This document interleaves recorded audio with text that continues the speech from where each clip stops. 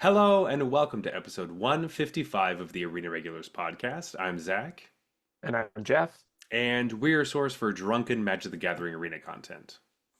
That's right. Just a couple of regular guys drinking some irregular beers and talking about Magic the Gathering, in particular, the online client MTG Arena. That is right.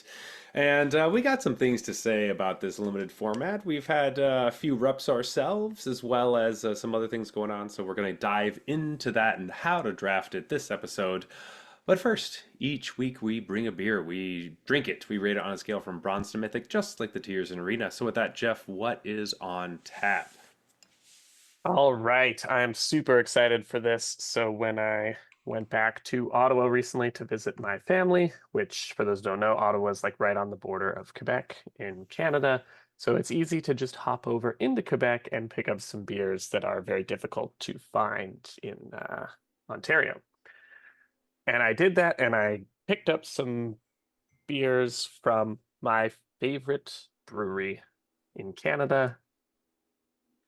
I just realized I don't know why I always say that. It's just my favorite brewery because I don't have like a non-Canadian favorite brewery as well. But this is Dieu du Ciel, which is a brewery out of Montreal, and they make some great stuff. And so what I've got today is called Disco Soleil or Disco Sun. It has a sun that is doing disco stuff. It is a citrus IPA and it's 6.5%. And yeah, I'm super excited for this one. I know like Montreal is just north basically of Vermont. And so this brewery actually collaborates with some famous Vermont breweries quite often, most notably like Alchemist, who are famous for Hmm. making Heady Topper. And I know Vermont does a lot of these like citrus style IPAs, like Sip of Sunshine kind of stuff. So I'm excited to see this Montreal brewery's take on it. I think it's probably inspired by those Vermont style ales. Awesome. I'm stoked. I've never tasted any of their stuff before, I don't believe. So this will be very Yeah, I was exciting about for to me. ask, like, have we really never done it on the show? Like, I feel like I would No. have forced us to at some point, I but thought you would have, but I'm pretty sure you haven't. Though, to be fair, we are in the point of the show where we forget what we've done in the past because we've done so yeah, many there's just episodes. so many beers. Um, we used to do two beers an episode, sometimes three or four. And, well, this is Jeez. episode 155, so we've done a lot of beers. Yeah. A lot of good times, though. Jeff, I'm excited. Let's crack this open and see how this goes. Okay. Ooh. So with this, we have some magic news. Ooh, I like that color. Ooh. This weekend is the Pro Tour for Outlaws of Thunder Junction. It's over in Seattle, and players are going to be playing both Standard and Outlaws of Thunder Junction Draft. Which is very exciting. Starts tomorrow, so the 26th of April to the 28th. I'm gonna check it out. Jeff, are you gonna be watching at all? Yeah. I will do my best to watch as much as possible. This is the first time in a while where by the time the Pro Tour rolls around normally, or these big events that have come up recently, I haven't been super into the limited format. So this will be the first time when I'm actually interested in watching the limited portion of the event, Hmm. which is cool. And standard, I always like watching competitive standard. So this one is kind of two thumbs up for me. So I'm going to try to check it out. Boom, boom. Um, we're obviously going to be talking about that limited format today. So if you are playing in it, you're going to want to check out this episode and brush Get up on ready. your OTJ limited Totally. skills. Yeah, we are talking directly to you, Team Handshake and Team Channel Fireball, both sponsored by Yeah. Ultimate Guard. Our episode should drop right as soon as you're done drafting for the Pro Tour. Exactly. Like So, during the day, you yeah, just hit your yeah, put your AirPods in your earbuds and just listen to us. Totally yeah. not Listen about all the distracting at all. mistakes you made in that draft. Yep. Anyway, next weekend, if you want to be playing some competitive Outlaws of Thunder Junction draft and sealed, the Arena Open is happening May 4th and 5th. So it's a good chance for all of you listeners to be out there testing the waters yourself for how competitive you feel with this format, and maybe you can win $2,000. It'd be really, really sweet. If you do, please go to our Patreon. It's patreon.com/arena regulars and give us a tip, or maybe Yeah. maybe you buy a round of beers for us because that'd be really helpful. Yeah. Um, though, Jeff, of all the tournaments we're talking about and competitive magics, we do have a tournament report I think we owe the listeners. Um, Absolutely. So Jeff and I, we talked about this last episode, but this last weekend on Saturday, we went to one of our local RCQs. So it's a regional championship qualifier, and it was Outlaws of Thunder Junction Limited, specifically sealed. Um, and it was a great time. Face-to-face games puts them on. This was a big, like 64 person event.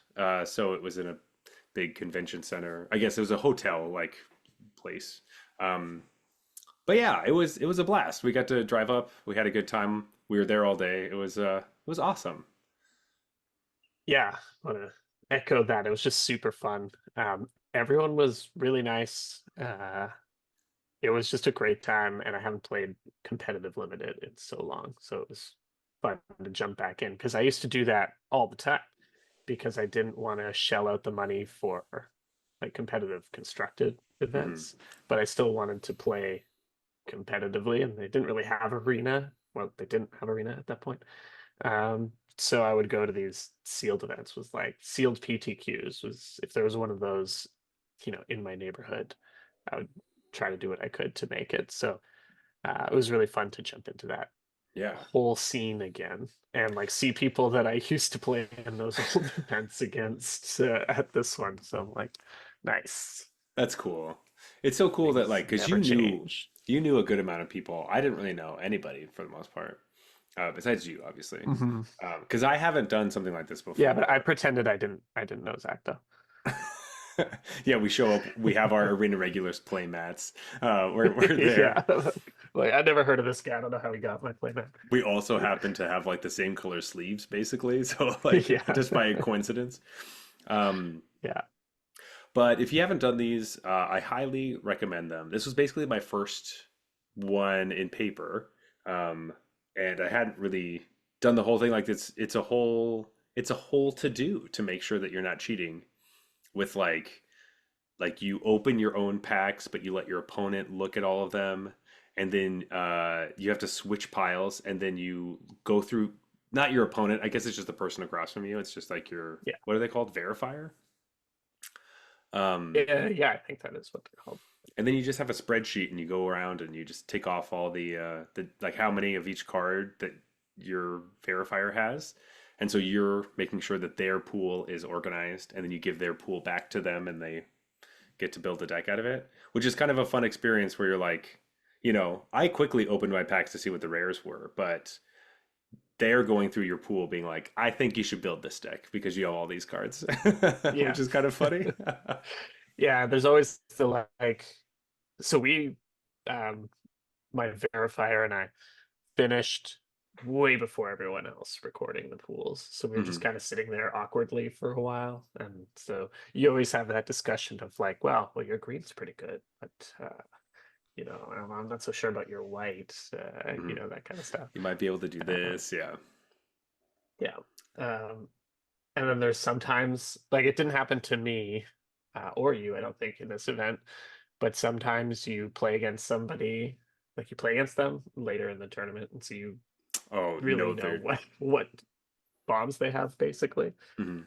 Uh, that's always funny because it's like it's not unfair because they also know your pool Hmm. right better than they should. So it's kind of like an open deck list just for that one match Yeah, type of thing. if you can remember, I guess. Uh, Yeah, that's like you'll usually remember the bombs, but yeah, not necessarily like, oh, they had combat tricks three of or these combat trick, because it's not worth it because you're probably not going to play against that person. So don't bother trying to remember all the yeah, all this specifics of stuff. their pool. But Exactly, because also the other thing is it's weird because you give back that pool, and I spent so much time looking at all their cards then now I'm thinking about how to build their deck, and then I have to look at my own cards and be like, oh shit, how do I build my deck? I'm like, oh Yeah. my god, I got to get in a whole new frame of reference, which is something you just don't do on Arena at all. Like you only see your cards, obviously. Um, but it was great, Jeff. It, How it did? literally used to be that you would swap it. Like Mhm, it would basically work the same way, except I would open my packs, I would register every card in the pack, and then I would hand that to my opponent. mhm. So you didn't have to do the like watch them opening thing. You both just kind of open your packs, record them, and And then swap. swap. But people would drop because they would like open their packs. There would be really expensive cards in them, and then they just drop from the event and take their cards home because they didn't want to have to Give give them those away. away to the opponent. And then someone's left there with, no pool essentially, or like no verification because they're Hmm. checking their own pool at this point, and just odd numbers are weird because like again you're verifying your own pool. Um, so they rightfully changed it to the current system, but it's been this way since I used to do this years ago. So I was kind of surprised that they hadn't updated it like at all. It's the exact same like Hmm. spreadsheet, like sheets they used to use. It looks identical, and the with the plate and the total Yeah, columns. And I think it works pretty well. I like it. Um, yeah, I but thought it'd all be through an app or something now. I mean, that could have been nice as well. But no, I guess you don't have to access. Oh shoot, that was supposed to be this because the app just thought whatever, blah blah blah blah. yeah, Instead, now you're just like, is that a one or a two? right. Um, Or like I had a scribble on my sheet, and I had to call the judge over to be like, "Oh, I think they made a mistake," and then corrected it. But it really like it looked like someone came in and changed it from a one to a from two. And I right. was like, I just want to be super clear. Like I didn't do I that. don't want them to think, oh, did he come in, add a card to his pool and change that And one to a two? So I had the judge come over, and my opponent's like, yeah, I made a mistake. And the judge yeah, signs it which or which is the whatever. best And way to do it, just to make sure. Because later in the tournament, I did get deck checked, where they just stop mhm. your whole thing and check your decks. Anyway, Yeah. Jeff, how'd you do in the tournament? How'd it go? It went okay. Mm-hmm. So my pool was decent. I had really good or deep green, and then I had a high power level of white cards, but it wasn't very deep.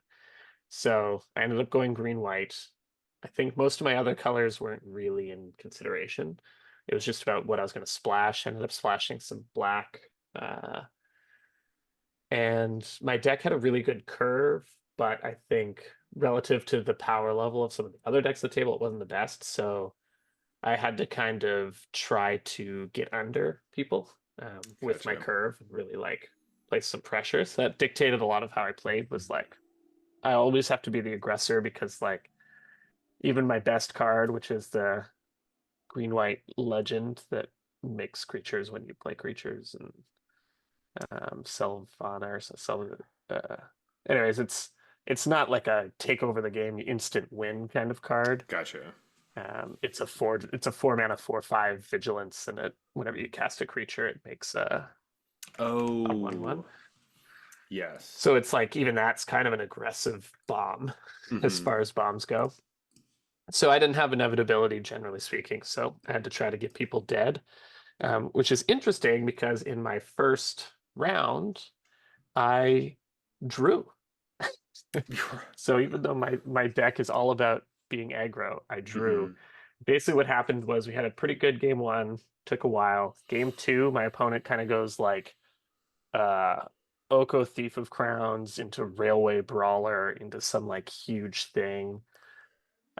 And I was able to exile the Railway Brawler, exile the huge thing, and attack down the Oko. But it basically took all of my cards. And so even though I was ahead on board at that point, they had like 5 cards in hand to my one or two, and they just kind of slowly steamrolled me. I think I should have probably conceded that game a little earlier because once they kind of clawed their way back and played like 3 spells, I should have been like, there's just no way. Yeah. But anyways, I stuck around in that game a little too long, and then game three, I had an awesome curve out, and I was just beating them down. And it, the way it works in paper magic, if you don't know, in competitive events, When the time runs out, that's called time in the round. And so whoever's turn it is now turn 0. And then after that, it goes like 1, 2, 3, 4, 5, back and forth. And after 5, if nobody has won the game yet, it's just a draw. And so I was going to be turn 4. Um, Basically, I had like 2 turns to kill them, and I was only able to get them to 1. And I had like, I think literally 6 creatures on the battlefield, and they had 1, and that put them to 1. Um, but I wasn't able to do that final point of damage. So it was a draw. And then in a competitive event, a draw is very similar to a loss because a win is 3 points and a draw is 1 point, and a loss is 0. So it takes 3 draws to get a win's worth of value. So that was a lame way to start, but clawed back, had some good games, and I eventually got to a point where I think it was a win and in for top 8. I was 3-1-1. Mm-hmm. And someone did get into the top 8 with 4-1-1. So I don't know if I might have finished 9th had I won, but it was either a win and in or it was like a 9th place finish. And then I lost it. So I ended up 3-2-1. Uh, Sort of basically lost my win and in for the top 8. Yeah. What a bummer. It's also hard because like if you hadn't had that early draw, like maybe things would have fallen differently and you just don't know. And That's the it's thing. just It rough. changes the whole event because instead of playing essentially someone who lost, Hmm. like instead of going essentially into the losers bracket, I would go into the winners bracket. So my match 2 is now against a completely different opponent. Exactly. You know, And might have then even been against you because you yeah, won your first match. So I did. uh, the whole tournament could have been like it doesn't. It's not necessarily if I didn't get that draw and I was able to do that extra point of damage, I would have made the top 8. It's like the whole tournament just would have been different because that was literally the Exactly. first The round. first round. Yeah, yeah, Um, exactly. yeah, but the person that I drew in round 1 Hmm. proceeded to win the rest of their games and make the top 8. Yeah. So they had a strong deck with like I mentioned the Oko and the Railway Brawler and stuff. So Hmm. uh, would have been nice to get the win against Someone that deck because exactly. that deck was just like steamrolling people with its power level. Because then your breakers get good if the person that you beat ends up beating a bunch of people because then you look really good. Exactly, and that's why I think it might have been a win and in because my breakers were pretty good because Hmm. uh, I played against him. Hmm. Yeah. Woof. Um, How'd your tournament go? it went pretty good. It probably as close to as good as I could have asked for, I think. Before the tournament started, Jeff and I were just talking about like, you had told me, "Oh, what's the card that you want to open? Like if you could open one card, what are you hoping to open?" And I said, "Oh, well, the card you want to open is Vaultborn Tyrant." Vaultborn Tyrant, it's the 7 mana green dinosaur. It's a 6/6 with trample. Draws you cards, gains you life. When it dies, you It's make another token copy of it. ludicrous in It's limited. ludicrous. Uh, we opened my packs. First pack, Vaultborn Tyrant. I'm like, oh shit. Okay. Well, that's good. I proceed to open 2 more green bombs in the Tumblewag. And I also opened And our buddy Gold Vein Hydra. Um, so the deck was a really interesting build because I had all these green bombs, but I ended up having to just kind of split right down the middle between white and black with all of my removal spells. And so it was like pretty intense 3-color deck with some desert support, which was helpful. But I was kind of worried because I was playing like 7 white cards, 7 black cards, and I had 6 sources of black and white, and then the rest was green. And I was really worried. I was like, ugh. Like, I opened these good green cards. I just need to survive long enough to play them because then I can take over the game. And that was my entire game plan, which is like, don't die, make sure your lands are okay, and beat them. And I ended up doing exactly that. That was my game plan, and it worked out pretty well. Um, I was very lucky to have 2 Fierce Retributions, which is like it's a 2 mana removal spell if they're attacking you. Um, that was really helpful. My black cards were like vault plunderers, so I was just drawing cards to get into my bombs. Um, I also had Final Showdown, which is like the instant speed board wipe in white, which is pretty interesting. Hold on, how many white pips does that have? All right, so when I put the card in my deck, I thought that it only had two white pips as a board wipe. It in fact has three white pips.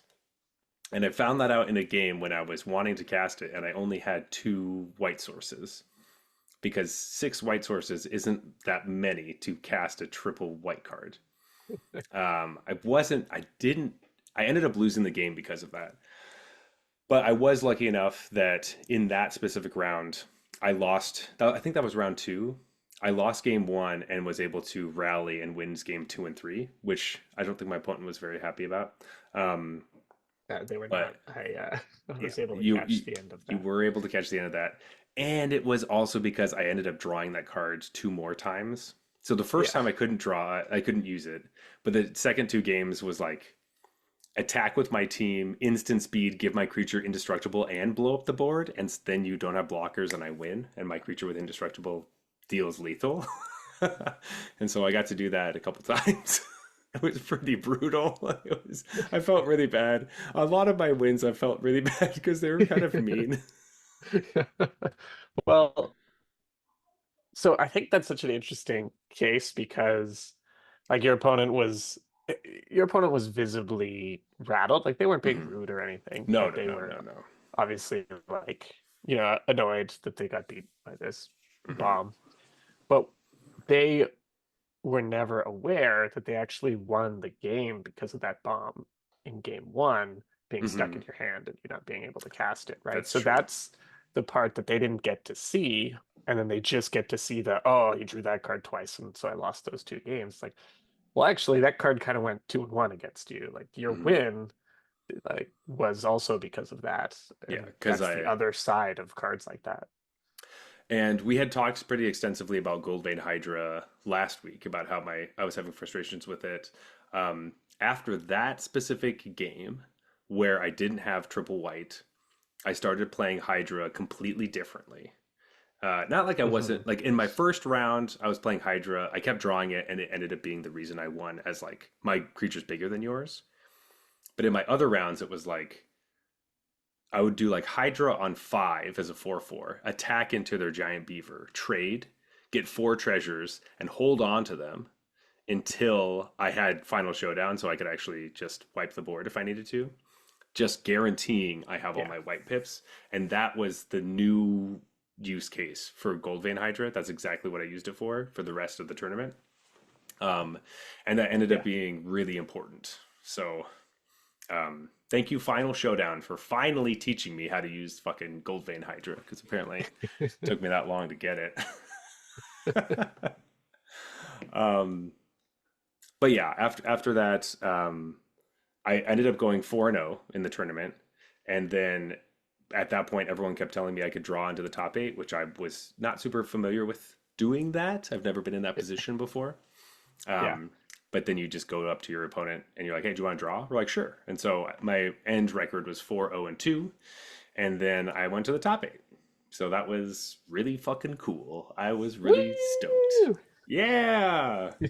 And then I proceeded to draft in the top eight and immediately lose my first match. Um, because my draft deck was absolute garbage. It was horrible. I didn't get It was not good. When you it were laying was it out, I was like, oh, what happened? it was really Because bad. I couldn't really see the draft from my area. It was too hard to see. So I went over and like watched Modern and then came back when Yeah, you we're were done. building your deck. I was just like, oh dear. It was really bad. Um, I've been It sounds thinking like the draft was super weird. it Like was super weird. nobody ended up green white, but a lot of green white gold bombs were like flying around the table and stuff. No, so pack one and two it was like nothing, and then Yeah. I ended up being white black, um, because in the first round I wheeled two of like the gray water dude, and I was like, oh, I guess Hmm. nobody's in white The black, Baron. the Baron. proceeded to try to wheel other things that did not work. Um, there was a blue black deck that was wide open, and then in pack three, I don't know, pick like late picks, like maybe pick five or six. It's like Seraphic Steed. What?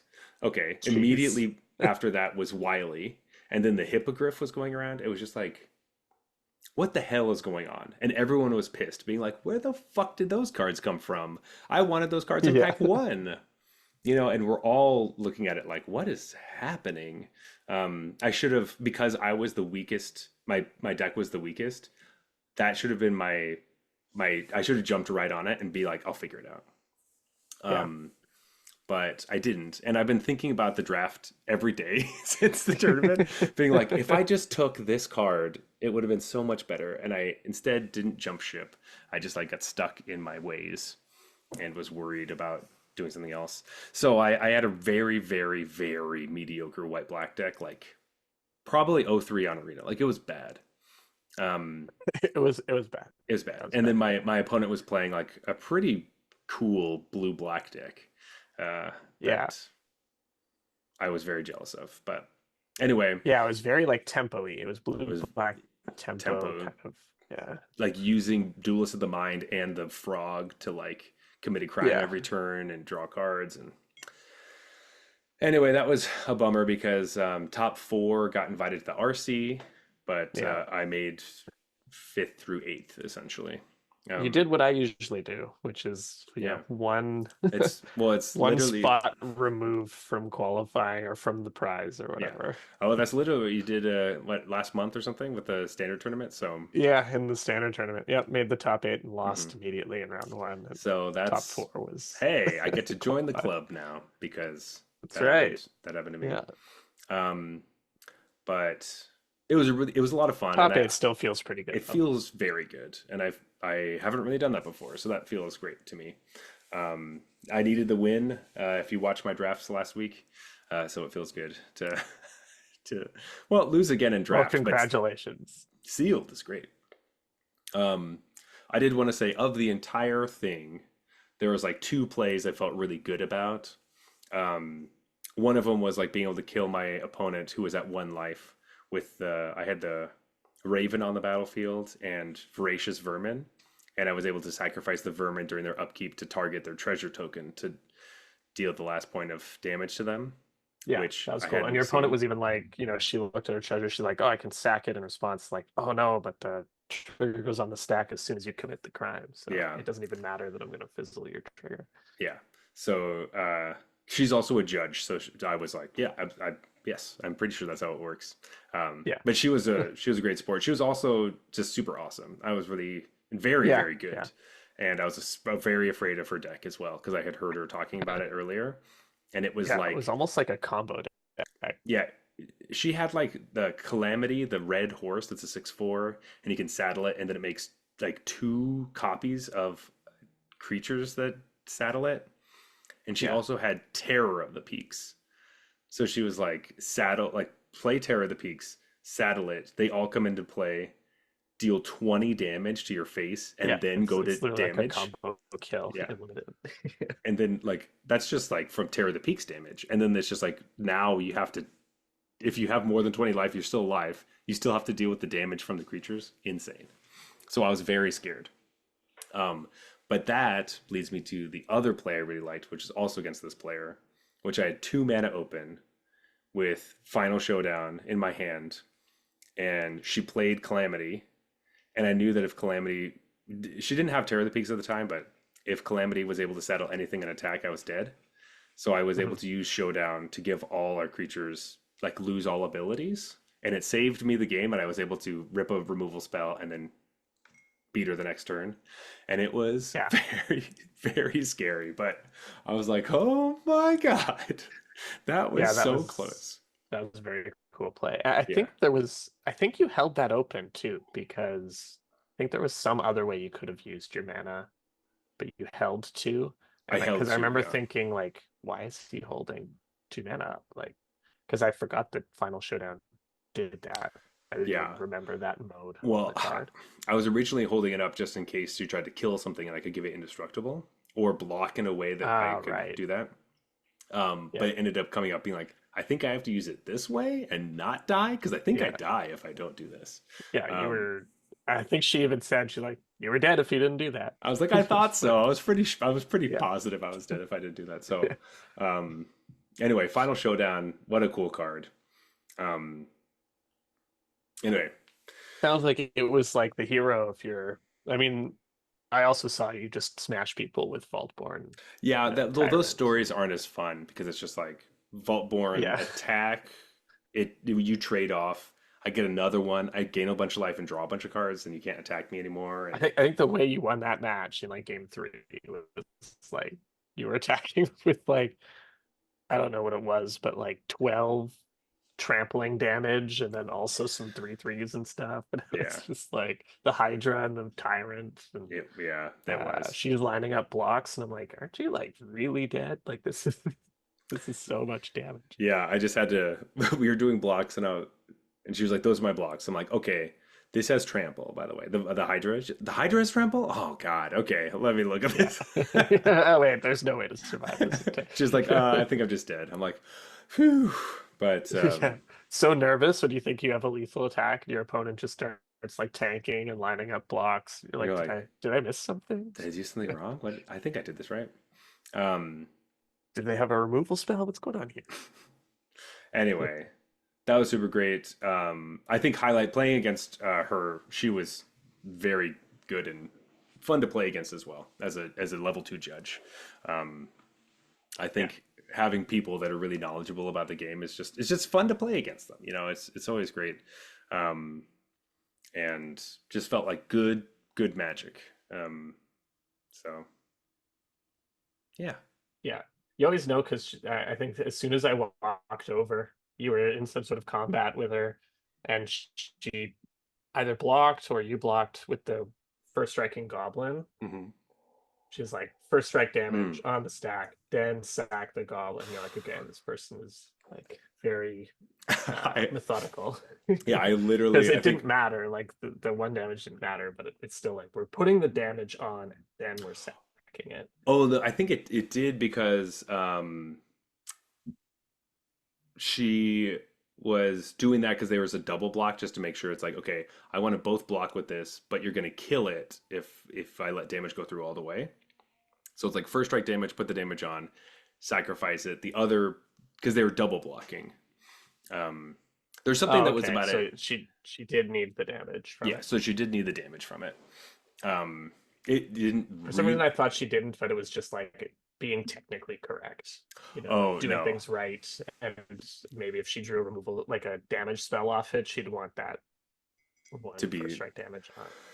no. I think it ended up being relevant for that specific block, but it Gotcha.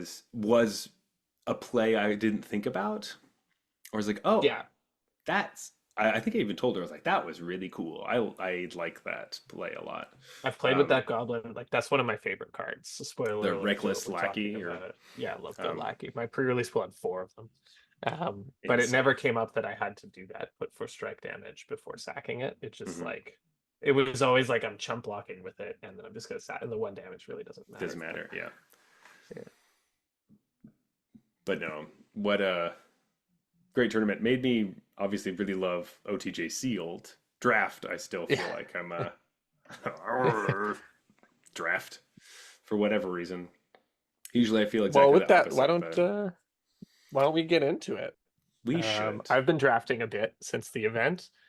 Um, I think it's so cool. Like, there's a bunch of events coming up, like hmm the Arena Open, and then the qualifier weekend after that is OTJ Sealed.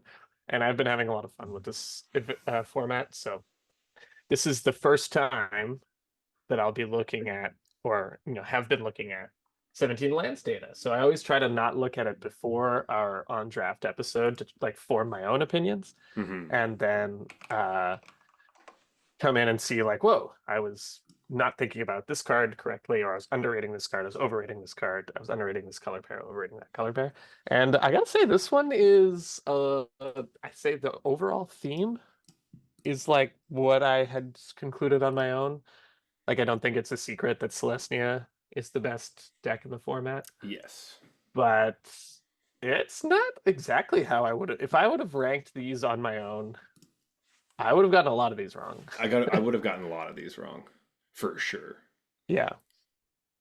So Um, usually I'm like, it's like, oh, red's just by far the best color. All the red decks are at the top, and then yeah, it's always something like that. This one's like, all right, I would have got the top two, and that's as far as I would have gotten before I mhm. would have been wrong. So yeah. Do you want to just do these in order? Should we start with green, white? We should. This is the thing everyone knows. I think at this point, if you've listened to any other podcast at this point, you know that green is the best color. It just has the most bombs, and this set is a lot about bombs and big creatures. Literally, my draft pool is the perfect example. Just like play big bombs, try to protect them. I also had Snakeskin Veil in my seal pool. That card is busted. Um, and I had like, two of them. yeah, and it's basically like either have big creatures to and protect them, or have ways to kill big creatures and go under is kind of what you have. But the proactive plan is always better. Um, Yeah. so that means that green white is the the big creature do. And when I say big creature, I mean I'm not talking about like the 4 power or more thing. I just mean like big value creatures, like creatures that have great stats, good abilities, really high, like above rate, um, Yeah. strong stuff. And the Uh, thing I want to say about green, white is like technically the green, white deck is mount themed. mhm, It's like mount kind of kindred. You don't need to do that in this deck. I think is one of the reasons it's so strong. The mounts are almost all good, so you yeah. you take them. But like if you don't get the Mount Lord or you don't get a ton of mounts, you're just playing like good creatures and good spells. Hmm. And that's part of what makes the deck so good. It just curves out. It's a curved deck. And it's just basically wins by every turn playing something that's a little better than what your opponent's playing. Hmm. Yeah. And so some of the other decks, like you really need to hit the theme hard in order to have the deck function. Um, I think uh, anyway, we'll get to those decks later. But this deck is just good creatures, and when you're playing against a good green-white deck, it feels like what the hell am I supposed to do? Every single turn, the card they play is better than like all the cards in my hand. Hmm. So it's like, what am I supposed to do to keep up with this deck? Yeah. Um, And on the mount side of things, um, obviously you don't have to like always saddle everything for it to be good. But one of the reasons this deck is so strong is that throw from the saddle is the green common removal oh spell. yeah, It's the green bite, but if so it's 1 and a green for a sorcery. Target creature you control gets +1/+1 till end turn. If it's a mount, you put a +1/+1 counter on it, and then it deals damage equal to its power to a creature. So it's not even a fight spell; it's just a bite spell. All the mounts are fairly big, and putting a +1/+1 counter on them is huge. And so two that's mana, put a counter on your creature and kill another creature is nuts. go to That's combat. this is the best common in the set. Yes. I there is a trend where they're not doing fight nearly as often. It's mainly bite spells Mhm. because you get to attack afterwards. If you fight something, you don't get to attack Yeah, because you because you have damage on your creature. yeah. So you like your biggest creature bites something, then it gets bigger. Then you attack, and then they have to try to figure out. Well, now my blocks are terrible. Like that card is very good, and I'm actually really happy about this because when was the last time the like bite spell was like the one of the best commons? Like Yeah, it's usually not the best. It's usually just fine. fine, right? Because you open yourself up to getting 2 for 1. Like it Yeah, comes with inherent risk if your opponent has instant speed removal or yeah, bounce or anything like that, any instant speed interaction. But this one it's just so good at 2 mana, and yeah. a lot of the removal's kind of clunky. Hmm. Or like it's stuff like Desert Stew, which you can play around, Hmm. not getting totally blown out. Um, so this one, yeah, and this one, green's just the best color, so it's also naturally, it's like the best common and the best color Yeah. kind of thing. And it's the kind of thing where you don't really want to save this. You don't have to. You you just want to play it on a Yeah. turn they're tapped out, make your creature bigger, give it a counter, attack in.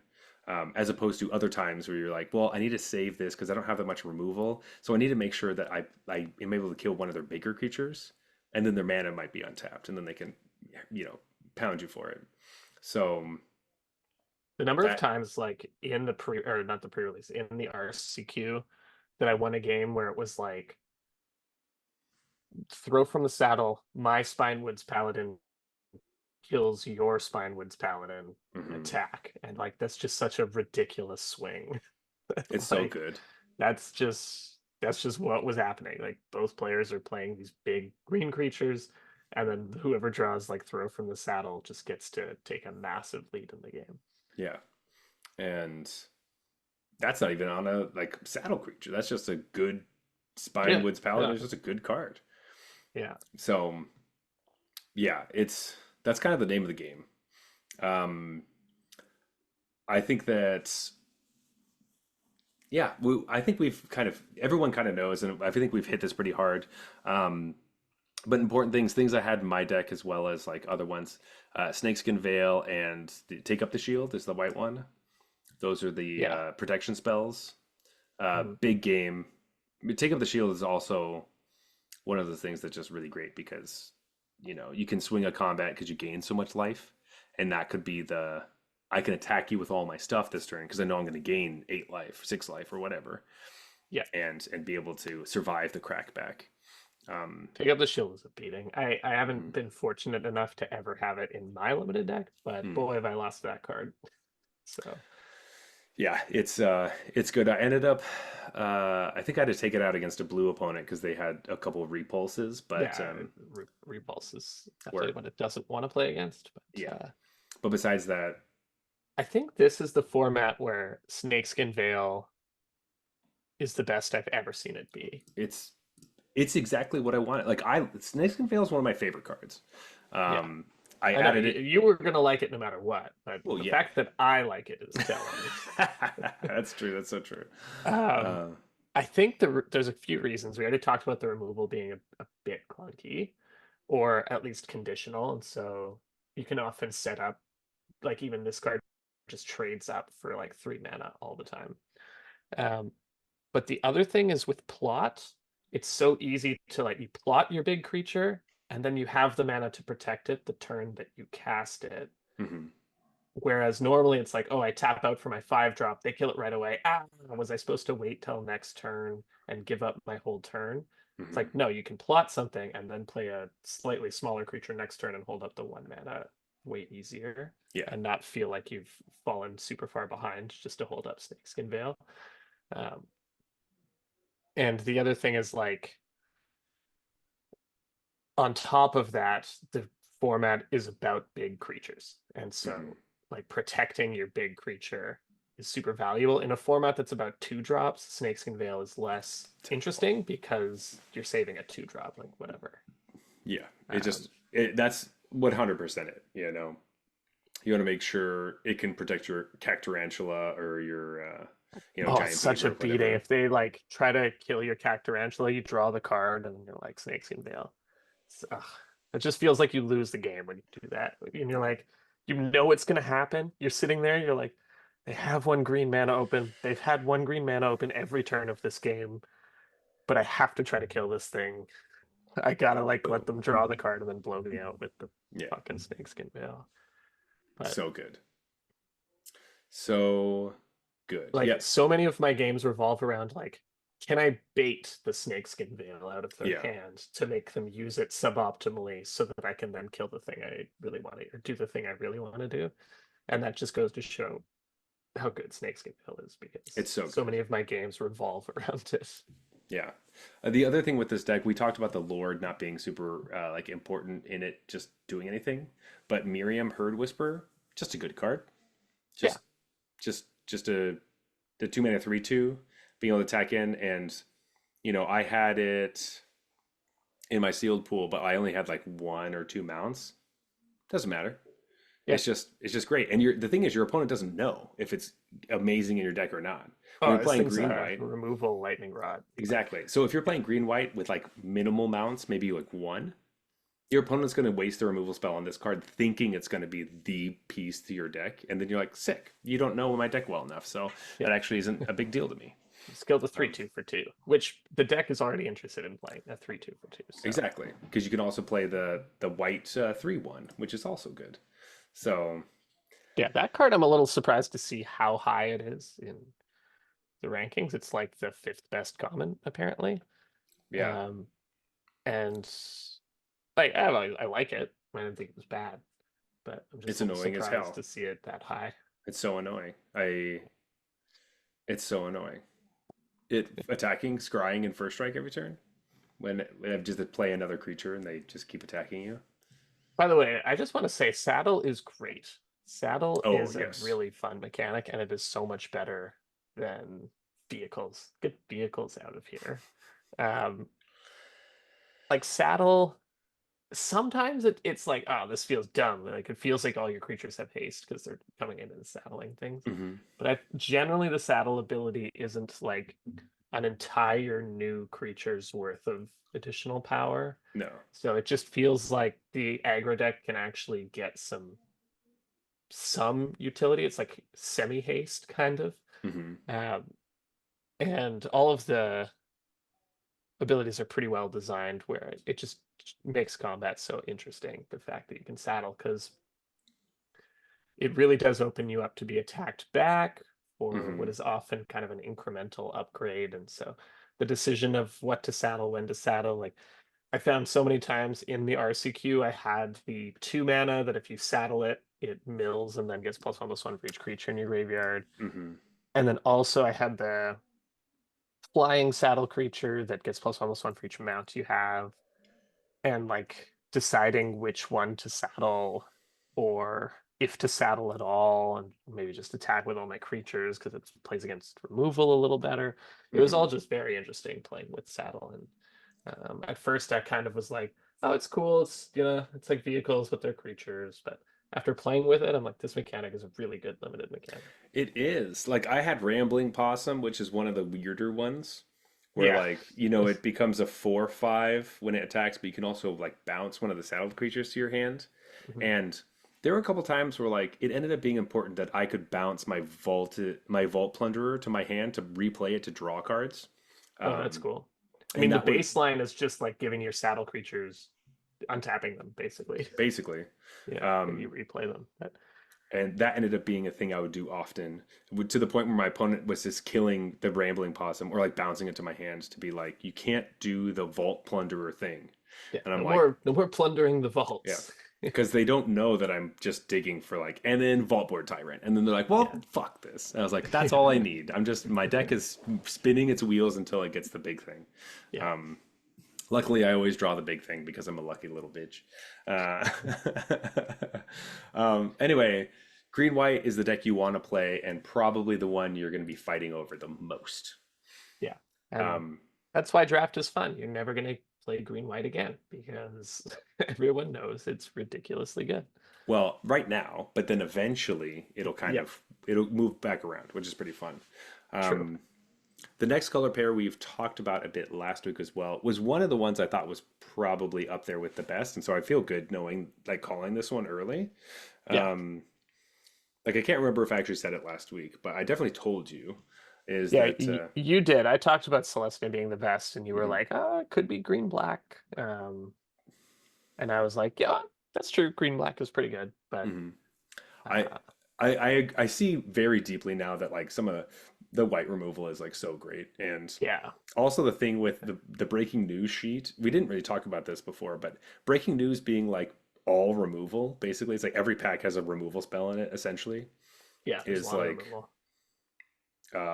it kind of helps the format, I think, because since the format is primarily about big things and every pack has extra removal, there's like a ton of removal. There's so many ways, like no one's short of removal.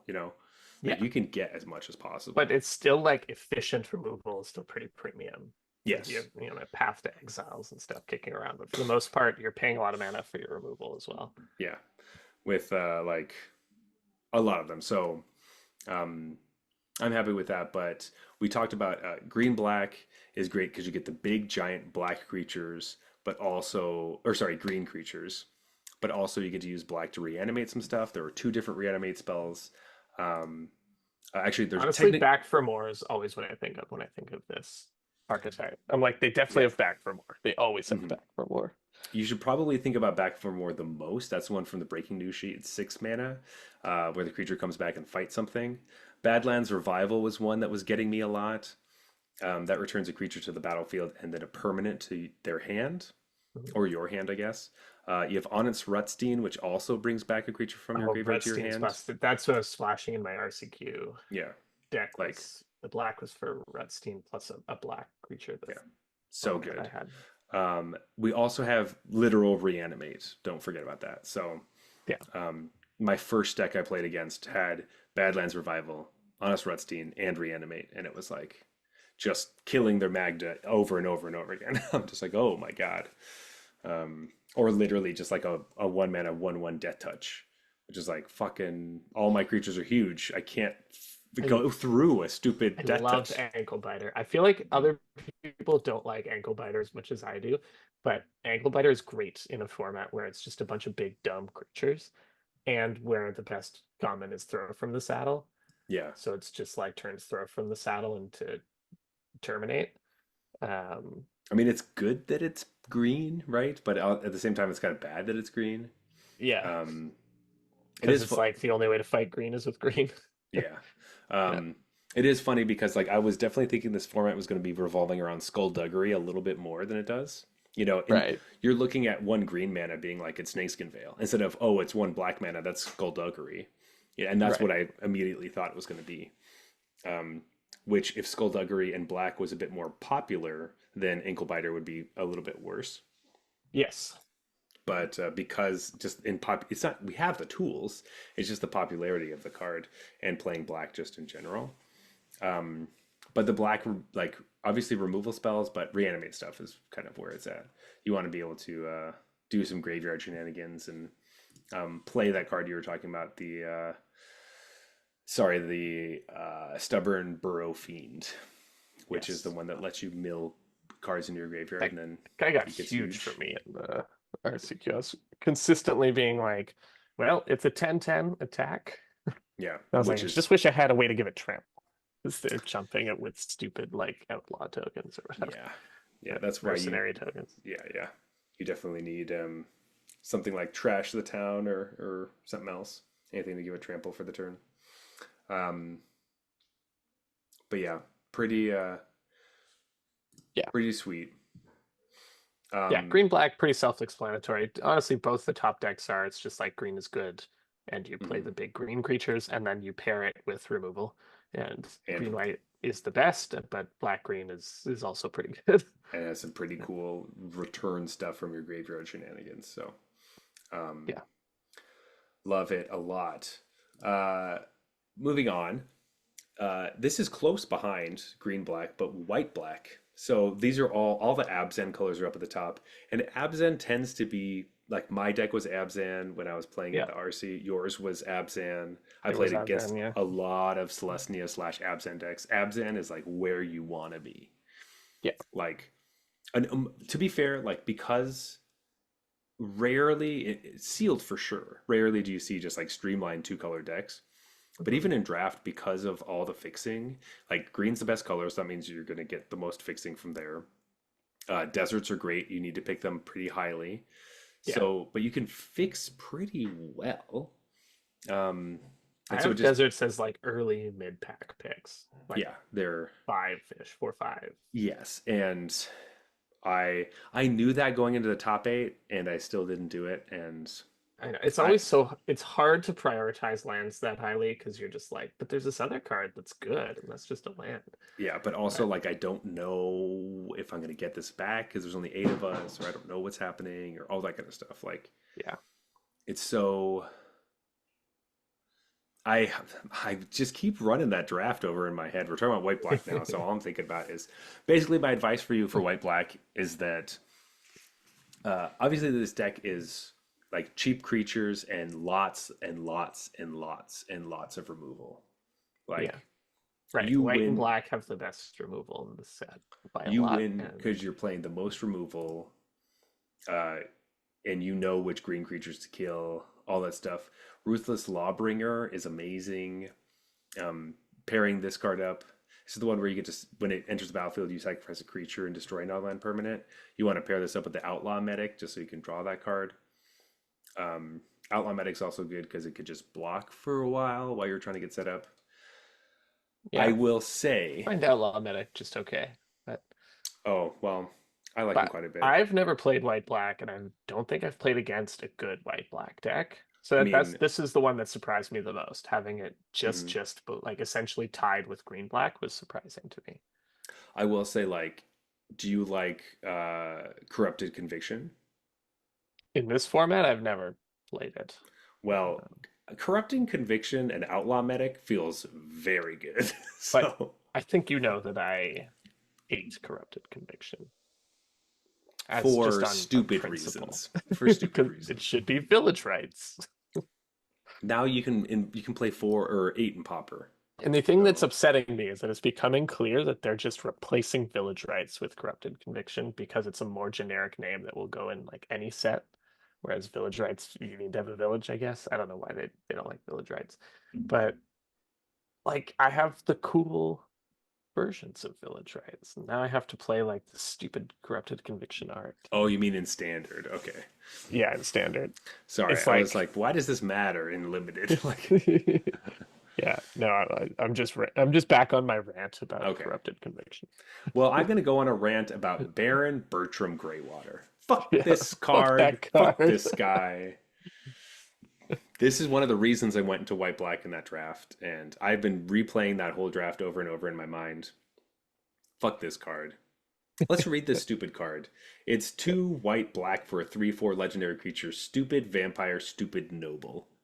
You know, It's with an, when it says stupid that many times on a card, Zach, you should mhm. know it's not very good. I know. Well, you know I don't like reading. So, anyway, this card says whenever one or more tokens enter the battlefield under your control, create a 1/1 black vampire rogue creature token, and it only triggers once. Also, the tokens have lifelink. You can also pay 1 and a black to sacrifice another creature or artifact to draw a card. This is an engine card.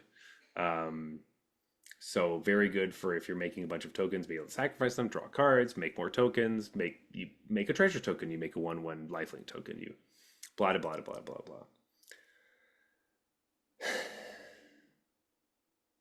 This card's just not worth doing the stuff around, I think.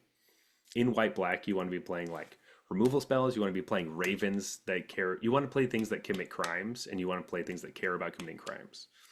I think Yeah, that's a lot more important. Doing token shenanigans with Baron, this almost has like a Mardu vibe to it because a lot of the red black stuff cares about making mercenary tokens, which makes more 1/1 yeah, tokens. This card is not a build around like Orzhov card. This card is much better suited somewhere else. Like in your white black deck, you want to be playing like Blood Hustler, you want to be playing the Raven, you want to be playing um I don't know, you could play Forsaken Miner, things like that, where like you want to kill their big stuff, come in with some little stuff, and continue to grind out value that way. Um, you can pair like your Sterling Keykeeper with the Raven so that every time you tap a creature that you get to drain them, all that kind of stuff ends up yeah. being quite a bit better. I think you nailed it exactly off the top, where it's like the reason to play white black is that you have the best removal. Hmm. And once you start thinking of it from that perspective, everything kind of cascades down about what you want your white black to look like. Like I'm just thinking it through now. And so I think what they're going for here is like an aristocrats thing, and you make tokens and you sacrifice them. And then you have creatures that if something died, they get a bonus. Hmm. But the real way is to like back that up and be like, wait, I'm playing all this removal. So I'll just kill their thing and then play the thing that if something died, I get a bonus. Exactly. Or, and then I'll put in all the cards that care about committing crimes because all of my removal commits crimes. And so what Exactly. ends up happening is your deck is more like the things that are kind of there for other people, like the committing crimes themes and the thing, but because your theme is removal, all of those cards make sense.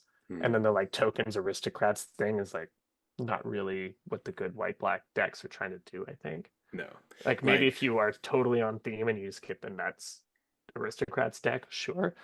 But in limited, it's you're asking multiple things to come together in limited, whereas the other version is like just play good removal and good creatures, and yeah, the fact that they synergize together is a nice bonus. Um, that deck's gonna come together a lot. yeah, definitely. Um, so that's just what I have to say to you. Things that say like sacrifice a creature on them are just not going to be as great. Yeah, Um, so I don't besides think like you need to be doing that. unscrupulous contractor is like the one exception because it does it all itself. But The it's not card's like just great. but Yeah, activated abilities that make you sacrifice a creature in this. Like I was running into the situation where it's like, yeah, I have a ton of removal and then I have creatures, but then I have to sacrifice my real creatures to draw cards to then I don't know, try to find a way to win. I don't know. Um, not not super exciting. Though I will say, Baron is kind of interesting with Treasure Dredger because it's a yeah, 2 mana 2/2 that you can make treasures and you get to make 1/1s out of it. So that's a kind of interesting combo. I've seen some interesting stuff with the Treasure Dredger, like what you can do with it, as it looks like a really shitty kind of 2/2. Like it just doesn't look good yeah. to me. But having seen other people play it in some interesting ways to make tokens that trigger other stuff or ramp them, um, that card ends up being a little bit more interesting than I originally thought. So I don't take it highly enough to ever get it. Like other people are taking it too high, in my opinion, and so I just mhm. never have this card. Yeah, I think that I should have had one in my top eight deck, and if because I was doing that stuff, that would have been a good way to not lose the game. But there's a lot of things I could have done. I got to stop thinking about that deck. Anyway, let's keep moving on. Let's get away from white black. Let's go to another color pair with some big beefy monsters. Jeff, what's our next one? Right up next, we have Gruul, red, green. So this is your 4 power matters theme Hmm. deck. And this ends up being a pretty good deck because like a lot of the good green cards are just big creatures. So a lot of the things you want to play anyways kind of naturally trigger all of your stuff, Hmm. uh, which is great. And red's a fine color in this format. It is. It's not the best, it's not the worst. It's fine. Yeah, I think some people have been saying that it's a good like secondary color. Like you don't want Mhm. to be base red something else. You want to be like base green, base white, base black, and Yeah, then supplement yourself with these different things.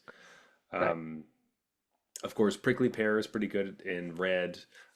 It's not. It doesn't fit specifically into the like what you think of as 4 power stuff matters.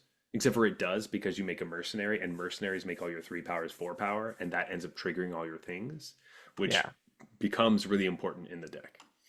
I love a lot of the red uncommons. I love Ferocification. Just giving everything menace and haste just feels ridiculous with all your Yeah. big green creatures. That card Uh, is very good and yeah, is definitely the one where you're like, oh, well, if they play a creature like, I only need 2 blockers. You're like, no, fuck, I needed 3. I forgot that yeah, it gives it haste too. yeah.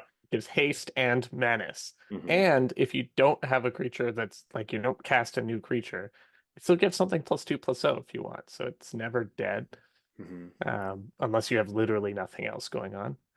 But I also like, red uncommons. I love the the Roadrunner and the Coyote as well. So good. So there's just and the fucking Minotaur.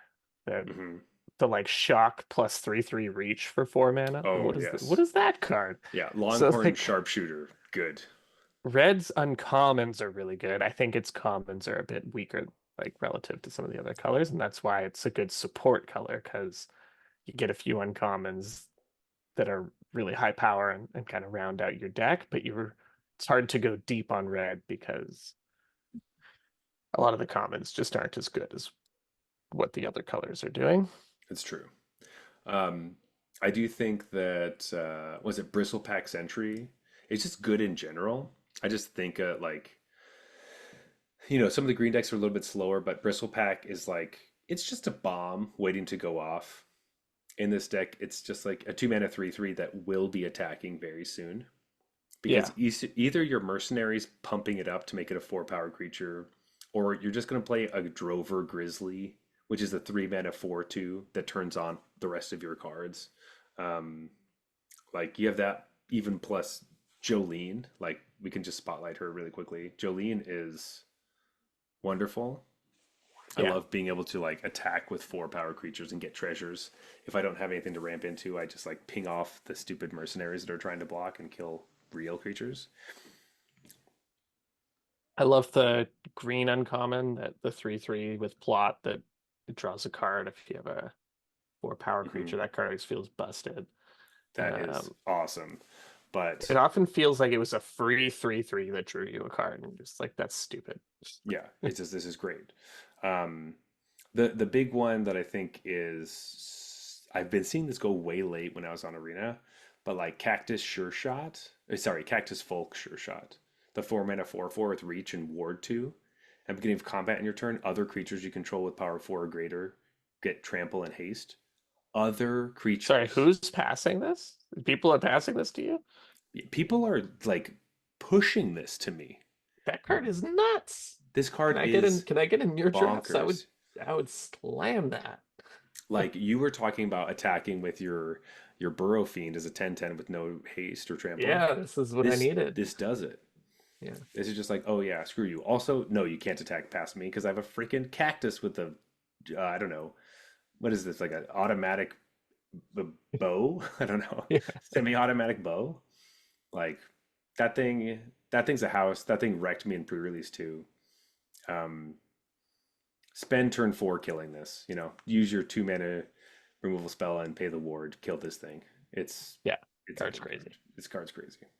Um, but yeah, it's just a pretty good deck because like you want to be playing Spinewood's Paladin, you want to be Yeah. playing Cactarantula. Like these are Hmm. just cards you want to play. So the fact that they're also on theme and trigger all your stuff is just some nice gravy that pushes this deck a little ahead of some of the other decks. Um, but the raw like power level of white versus red is, Is you know, enough that this is kind of mid upper mid pack deck. totally. This is another good time to just like spot like Outcaster Greenblade. This is just a good green Oh my card in God, that card's so good. general. Yeah. It fits in all the green decks. So Outcaster Greenblade is 200 green for a 1/2, and when it enters the battlefield, you search your library for a basic land or desert, and then put it into your hand, and it gets +1/+1 for each desert you control. I didn't So, even read that desert part the first time I saw the card, and I was like, mhm, oh, that's a good card. I didn't even read that it gets +1/+1 for each yeah, desert. I thought it was literally just a 3 mana 1/2 that fetches you a land when you play it, draws you a land when you play it. I'm like, well, that's a good card. yeah, Like, it's like a real like in most decks you should have deserts because they're good. Like almost all of them are great, mhm. and this card fixes your colors in any way you want, and it just gets giant. And even just like a 4/5 that's very easily a 4/5 because I like most mean, of your it's decks have three like deserts. a 3 mana 4/5 that drew you a card is insane. Yeah, it's so Like, good. And you have to make sure that you kill it earlier. If you're like wavering, do I kill it? It's like they're gonna play like I think what we've decided to call them as a community are crime lands, the mm, deserts. nice. So they're just gonna play a crime land and then just like attack you when you think it's a 4/5. Now it's a 5/6, and you're like, well, I can't block this now, or like my blocks are terrible. I could block a 4/5 easily, but 5/6 is just out of there. So Plus, like, I'm in. This is the format where I'm blasting off instant speed removal at sorcerer speed. I think more than I ever have. mhm, Because I'm like, you do not have Snakeskin Veil mana yeah, up right now. I will murder that mhm, now. Or like, you don't have Take Up the Shield. I'm gonna kill it now. yeah, Uh, because it's just like you're just asking for it if you let them untap. I know. It's like, and like notice that we're not really worried about counter spells, and that we haven't talked about any blue cards yet. Blue's Like not the best. that's a pretty big thing to notice. Like, and I don't think blue is horrible. I just think that I was thinking that Phantom Interference was going to be a really important card I in this still like format. Phantom Interference, but I do like it. It's just not neat. I don't think about it that often. Or when I think about it, it's never that's never the card that they have. They yeah, always have like, I don't know, rare or something. yeah. And I'm like, oh shit, that was really Ooh, bad. that was way better than Phantom Yeah, Interference. yeah. I'm like, It's that rare that like steals the spell for them and they get to cast it instead. you're You're like, like, oh, that's ugh, much worse for me. I thought they were just yeah, gonna make a 2/2 and like quench yeah, me, but yeah. Um, so it's just been interesting to see how like how obviously the format shakes up. yeah, I have blue a bit higher than these numbers would suggest. You notice we haven't talked about a blue deck yet, Hmm. and spoiler, the next one's not blue either. But I kind of like blue maybe a bit better than that, but anyways, we'll get to blue when we get to blue. But Yeah. Jeff, do you want to talk about red white? I do, you know that I do. So if I were picking, if it was up to Hmm. me, if I was guessing, I would have had this deck third, I think, because I've had success with red white. Yeah. Um, I will say, like, it kind of makes sense to me maybe that it's a bit lower because I think it's really contingent on either uncommons or rares, Hmm. which I guess is just kind of the story of red. Like, red is just doesn't have the deepest commons, and so the red Hmm. decks kind of require you to get some good uncommons or rares. But for me, this deck is all about forming a posse. Um, Really? I've had so much success with. Oh, I had a great deck that was. Did I have two? I think I had two form the posses, and then I had Great Train Heist. Great Train Heist is Mm. the like Double spree combat? spell that gives +1 bestow to everything in first strike and lets you take another combat step and makes treasure tokens every time one of your guys hits. And so like any of those modes with form a posse is nuts. But I would kill people from 18 life through three blockers like routinely. It'd be like sit there, sit there, sit there, form a posse for 6, and then like you're dead. um, so I've loved this deck, but I've been very much in the like cheap early hasters Hmm. plus go wide in the late game is kind of how I view this. And maybe it is like if you don't get the form of posse, if you don't get because basically what the deck can struggle with is finishing the game Hmm. because it has a lot of good early aggression um, and good removal, but it doesn't necessarily have the kind of big creatures to finish the game late, especially through like because Spinewind Paladin is so good. Like that's a Hmm. real backbreaker for the deck a lot of the time because it blocks everything you do and Yeah, then gains three you life. can't. Yeah. And it feels free because they plotted it. So it's like, okay, that sucks.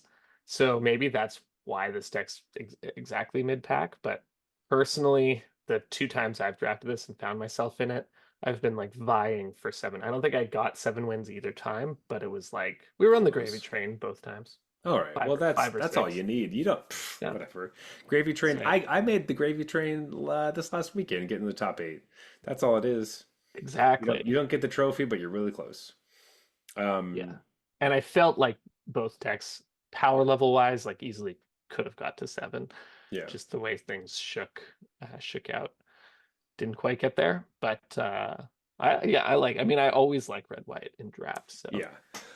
I think this red white deck's pretty interesting because like Former Posse is pretty cool. I like that. I also like Eartha Joe, which is the legendary creature for this. That like makes all your mercenaries basically give creatures +2/+0. You can mhm. it doubles the trigger, but you can move it around. It also doubles the trigger for every activated ability you have. So that also includes like Sterling Keykeeper. It taps 2 creatures Love down. Sterling Keykeeper. Um, it also makes your Deadeye Duelist deal 2 damage, stuff like that. Um, which is pretty interesting. So this is not the same red white deck that we just played in Merge the Karlov Manor, which is like 1 drop, 2 drop, 3 drop on a job, win the game.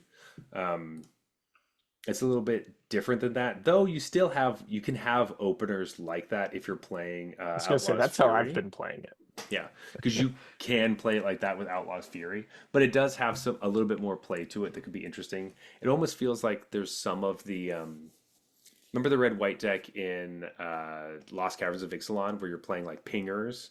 You know, you attack them Yeah. down to 10 and then you like board up and then ping them to death. Hmm. That kind of thing is pretty interesting. The Um, Sunshot Militia kind of. Sunshot Militia thing. Um, this has that because if you did get the Deadeye Duelist, which is actually kind of a more of a premium card nowadays.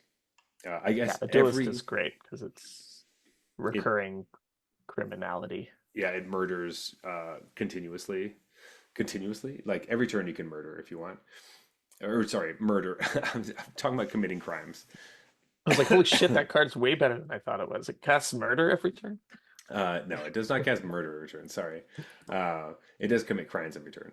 Um, I legitimately had a moment where I was like, can this thing target creatures? Is that what he's saying? Because I have never targeted a creature with this, and I feel no, silly.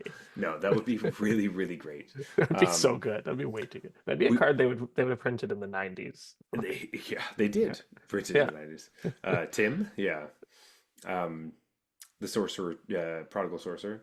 Um, Anyway, we did get a cool. There's a fun combo with Deadeye Duelist in red white, which was actually a deck that was posted on our Discord today, Yes, that was very um, cool. which is pretty sweet. There's a rare that no one picks up, so you can definitely make this happen yourselves. Um, what is their name? Ty Joaquin. That's it. Mhm. Ty Joaquin Perfect Shot, which is just Boros for a 2/3 human mercenary legendary creature. It says whenever a source you control deals non-combat damage to a creature equal to that creature's toughness, draw a card. That's not part of the combo. We don't care about that part. The part we do care about says pay X mana and tap it. And it says if a source you control would deal non-combat damage to a permanent or player this turn, it deals that much damage plus X. So Oof. this just means your Deadeye Duelist deals fireball damage every turn. Yeah, Um, it and doesn't take long to kill them in the late game, right? no, so that It's doesn't take like very your end long. step, ping you for 5, untap 5 more. Yeah, like dead. Yeah. And that doesn't. It doesn't. You don't even need Deadeye Duelist. You just need like a desert. You need just anything that deals like damage. Um, Obviously, it's kind of like Magical Christmas Land. You can make it happen. I've seen it. People have showed me.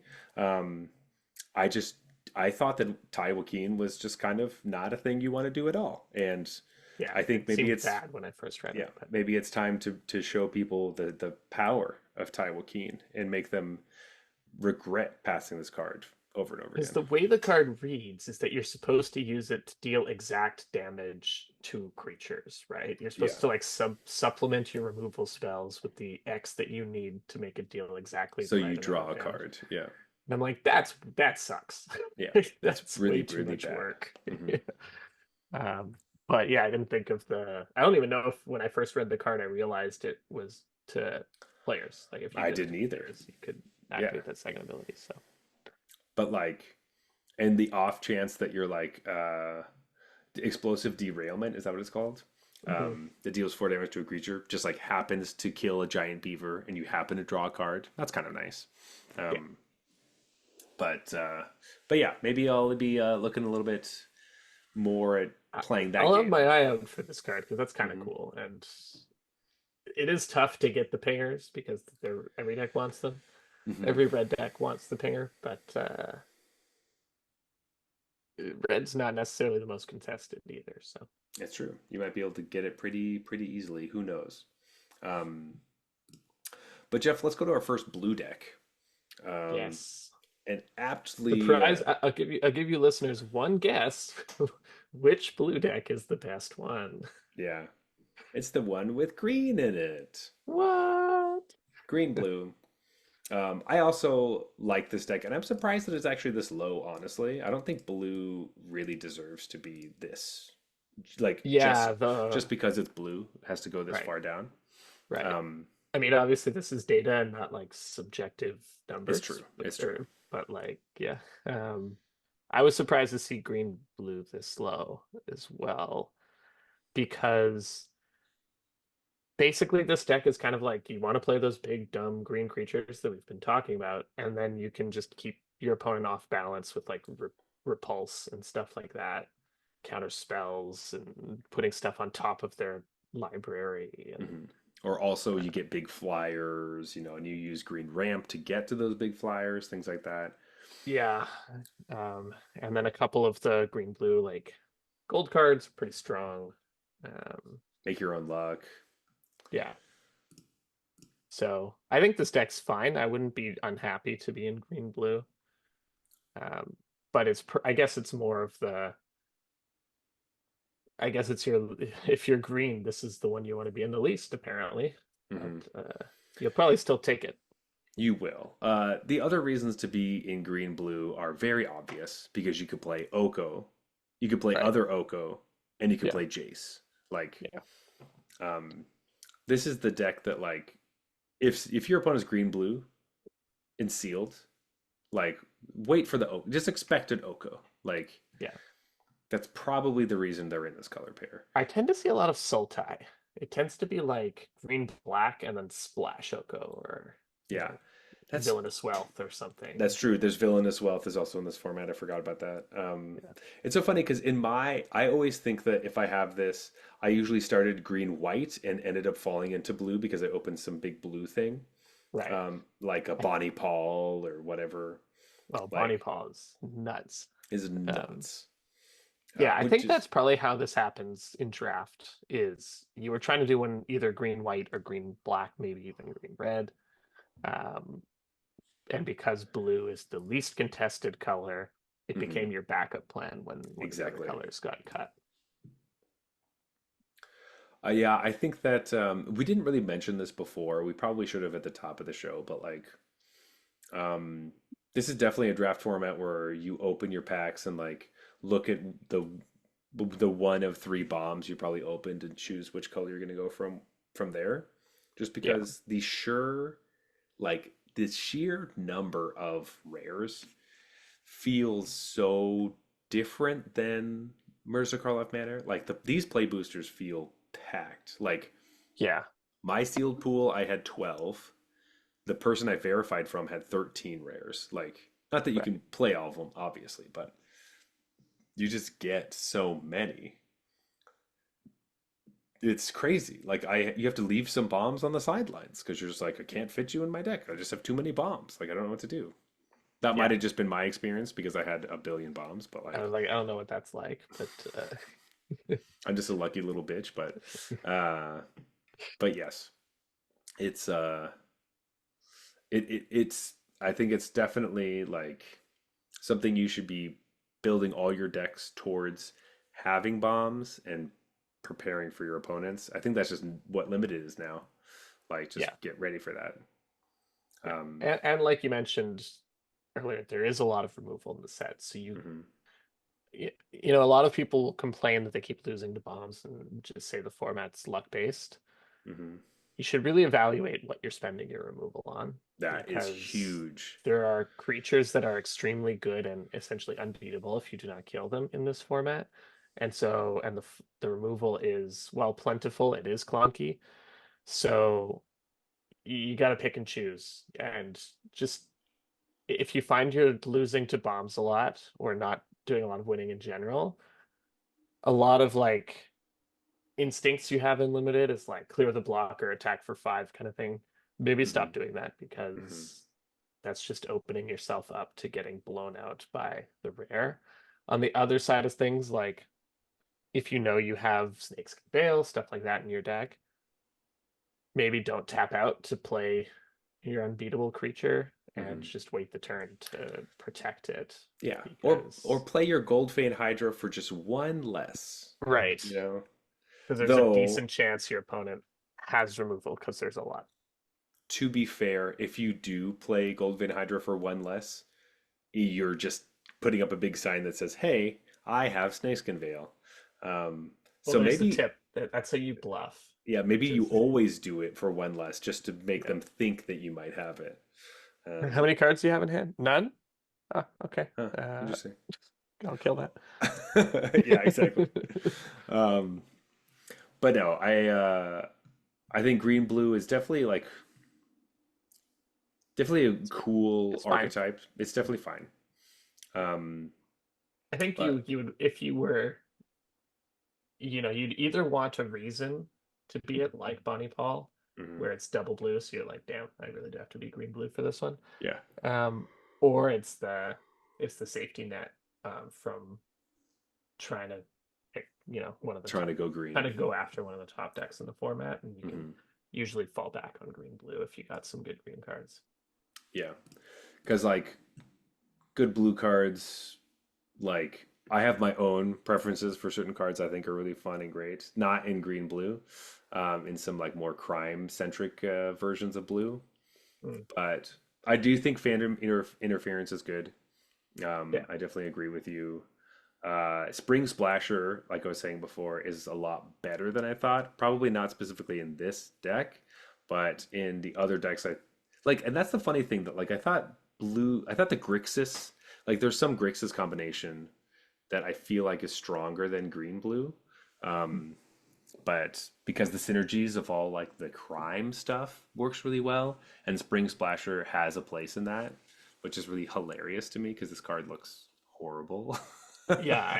I completely ignored it the first time I read it, and then I was like, oh wait, like a thing that reliably triggers crimes every turn Crimes. is nice. Yeah, Spring And now I'm Splasher. actually pretty high on it as far as blue comments go. It's true. Like it's a 2 drop, so it's one and a blue for a 2/1 frog beast. When it attacks, target creature defending player controls gets -3, -0. So like if they have one creature, like you can't easily block it. And most other 2 drops besides Outlaw Medic, um, like can't block this because you're just like, well, I guess I'm just gonna die. Um, and so you need a 3 toughness creature. Yeah. But speaking of Grixis, the deck Mm-hmm. after green blue is blue black.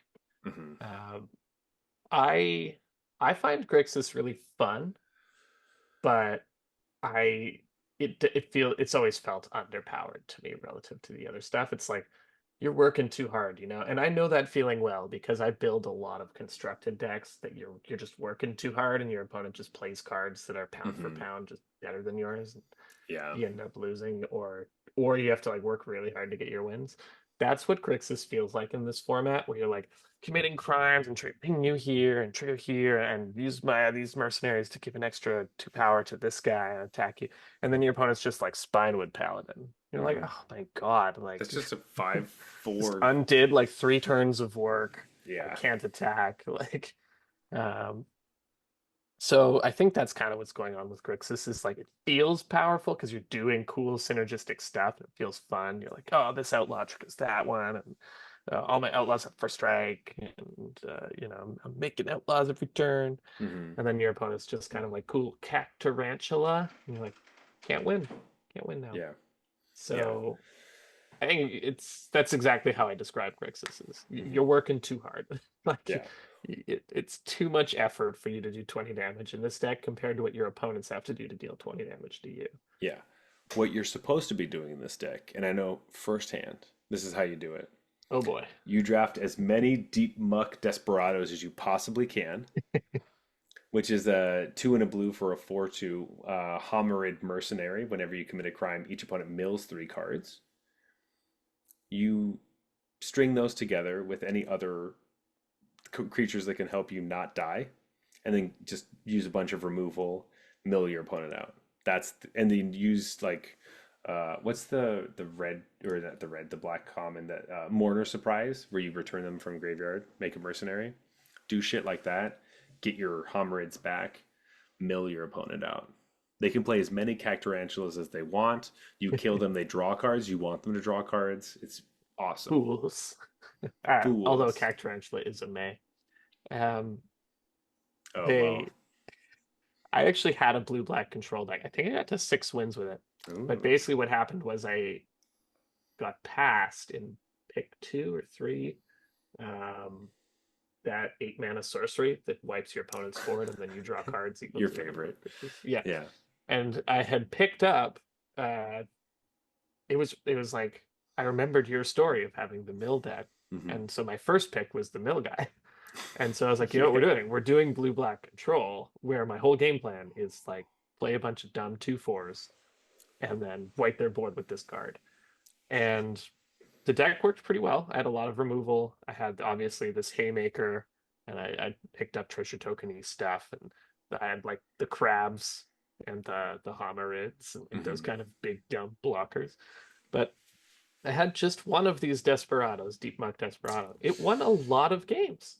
Just that one card. Hmm. Just from like I had a ton of removal, right? So I'm doing a crime in the early game every turn, and then like later in the game twice a turn cycle. Hmm. You killed them so fast. I was like, okay, it's a legit deck if you get multiple of these. Yeah, Because it just really is. one of these, like people probably should have been killing it and they weren't, but just one of these was winning me games. Yeah. Um, 3 is a good amount because, like, by the time you start looking at your opponent's library, they have about 23 cards. And so if you can get like 3 cards a turn or every Plus turn their draw cycle, step, right, is plus the draw step, so four. it's 4 a turn cycle at least. Plus they're trying to draw cards themselves. Um, And then you like, always have like a few, like, I had the 2/2 lifelinkers that would get them for mhm. two. That's good. Um, I actually had the, what is That's it, good archive? because it also triggers a crime when you do that. So then Exactly. it's Yeah, it's 5 5. cards, baby. Did that many times. And the deserts feel busted here because it's like Dex Desperado, and then you have it in play, and then you desert on your turn, and then you kill something on their turn. So Hmm. that's like 6 cards that were milled that turn. I also had, it's an archive trap, the one that mills for Oh, 13, you had Archive Trap? but I didn't play it because Oh when I built the deck, I no. wasn't thinking I was going to mill people out because I just had the one Yeah, deep muck. And when I looked back, I was like, I wonder if I should have played this card because you I should won have. several games just with the Desperado. And then there were a few other games where my opponent was pretty close. The Desperado wasn't enough on its own to get there, but I was like, Archive Trap would have got me there. Was that 13 cards? Hell But yeah. I would have played it if I was able to pick up any of the Snapcaster mages because Oh, that combo on its own is just like eat 26. yeah. But um, I didn't get any of those. But I picked up the Archive Trap like out of a nothing pack fairly early on, or well, like late pack one. So I was just like, oh man, if I see those snappies, we're Ooh, going all in on the mill control deck. the slick But I shot lock pickers. Yeah. but I never saw a lockpicker and I never saw another deep muck. So I was like, oh damn. But I had this dream of the perfect blue black deck that was just like counter spells and kill spells and deep muck desperados and archive traps. And I was like, yes, we're gonna do it. I love that it's the dream. Like that really Yeah. is the dream, honestly. Um, because especially because right now blue is like the I don't know, it has like leprosy or something. Nobody wants to touch it. And so you're like, Yeah. let's go into it. Let's like start. It's basically like a year ago. I guess no, that was all will be one. Was like nobody wanted to play blue. Yeah. So Well, that's because it was way worse in all will be one than it is in this format, by the way. I think blue is totally playable in this format. agree. Um, it is just probably the worst color on the balance, but it's not a void blue territory, I don't think. Yeah, but I think people are doing that. Do you know what I mean? Yeah, for sure. And so this is the time you can like capitalize on the blue decks because everyone else is going for other things. You would way rather be the first blue drafter versus the third green drafter. Exactly. Yeah. Um, the next deck on our list, we only have 3 more, is Rakdos, Black Red. Those This, black red always suck these days. Yes, why is every it? limited format, black red's like bottom three. I like it milling around. When was the last time Green White was the definitive best deck? That's true. I Like was it? I was gonna say all will be one, but even then it was like second best, right? I think yeah, Albi one. It was like I think it was maybe. second because Boros was, or no, sorry, Yeah, Gruul was the best in that format. Gruul was the best. Yeah, and I liked Boros second best, but I think by the numbers, green white was And second best. I liked Green White second best, and Yeah, I also liked because it was toxic. right. Um, And I liked Mirrodin. yeah, yeah, exactly. But Um, that's the last time I remember green white being like like, elite, like one of the best decks. hmm um, yeah. So it's kind of fun to like, it's been a while. And I black like green has sucked for a while too, so it's for nice so to see long. black green as Black well. green Black has green's been always like, our theme is be lots of toughness. Like, yeah. boo. No. I agree that like just reanimate is good. Let's just play reanimator. It's a cube draft thing. Like Yeah. don't give us this random Nicki Minaj crap. I love Nicki Minaj. Don't get me wrong. But we named the big butts the toughness matters deck, big butts deck, Nicki Minaj, and that deck is just not good, you know? It also just it's always ends up being less fun of a theme than it seems like. Because you're just playing when you play just a normal game and you don't draw any of your cards that like make Do it cool anything. to have a lot of toughness. You just have like a bunch of 2/4s. Or like a 113 that can't do Yeah, or anything. 113. Yeah. It's just like they just don't you don't have like a fling or something.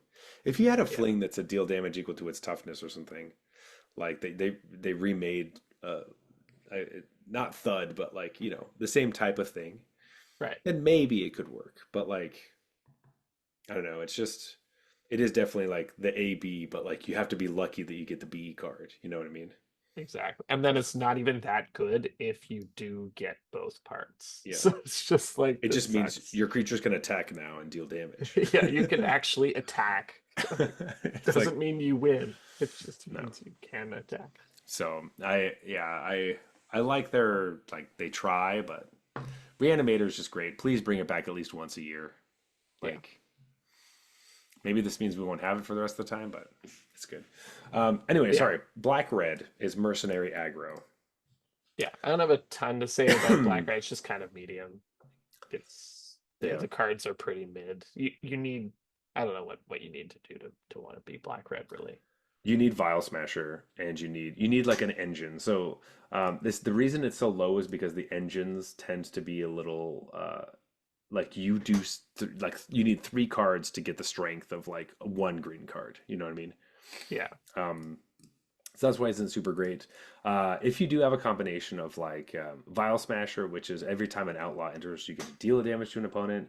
You get to pair that up with like at knife point, whenever you commit a crime, you get a 1/1 mercenary, and so then Yeah. you get to do this thing where you ping them a couple times a turn.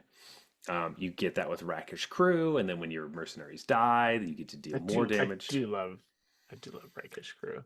So if you get to do stuff like that, like at knife point in combination with like Vial Smasher and all that, like you can Deadeye Duelist, deal one damage to your opponent, then you make a 1/1 that also deals another damage to your opponent. That kind of stuff ends up being really annoying. Every turn, you're at least dealing two damage. Um, Yeah. plus, That's you what have I mean of like working too hard, you know? you're working Like, way too hard. yeah. Those decks have definitely taken over and killed me because I was like, I don't care about killing these things. I'm just going to ramp to my big stuff. I For have sure. died, and then all of a sudden, they can just attack you. Um, The and mercenaries stack up pretty well, like they the do. stupid mercenary tokens. Like Well, like if you're playing a green deck that's like, I want to play something really. This is what my week one dilemma was when I was having a hard time drafting. Was like, I want to play big creatures. That looks like the best thing. But then I kept losing to opponents that would be like, I have 5/1/1s that all make yeah. 1/5/1, I will and then make it one, attacks, yeah. and And I then you'll can't block trade it. with it, and then the Yeah, problem's still around. it just keeps going because they don't care about their creatures. So, or you end up not gaining life at the end. That's why um, the Vaultborn Tyrant is so important because you gain 3 life when you play it, and then Yeah. you continue to gain life as you play more creatures. So, um, and that's why the Paladins are really important because they gain life. All that the normal green rampy stuff where you need to gain life at the end of the game. Um, with all that being said, yeah, Yeah. yeah, Yeah. You need a reason. You need some like bombs or something to be, absolutely, Rakdos himself or something like that to be exactly. in this color pair. Yep. Um, the next one is my personal guilty pleasure. I think I like this deck more than I probably should. Yeah. Um, I actually have one right now. I'm at either 5-5-1 or 6-1, The but Gravy it's Train, baby. because nobody else, like nobody was in these colors. And so I got like all of the gold uncommons, all of the gold rares. This is Azorius. Mm-hmm. But yeah, my deck has like the equipment that is an O-ring, and like it exiles something and then you can equip it to make your creature into that creature. Oh yeah, the Aegis assimilation. That Aegis, and card's. then I also have Detention Sphere, and then I have Mm-hmm. like Leyline Binding, which is instant speed 4 mana O-ring in the deck. It's Mm-hmm. not crazy, but it's good because it synergizes with the theme. Lots of uncommons, like all of the blue-white uncommons. Yeah. So I've been having fun with this, but I think it relies on exactly that, uncommons, Mm-hmm.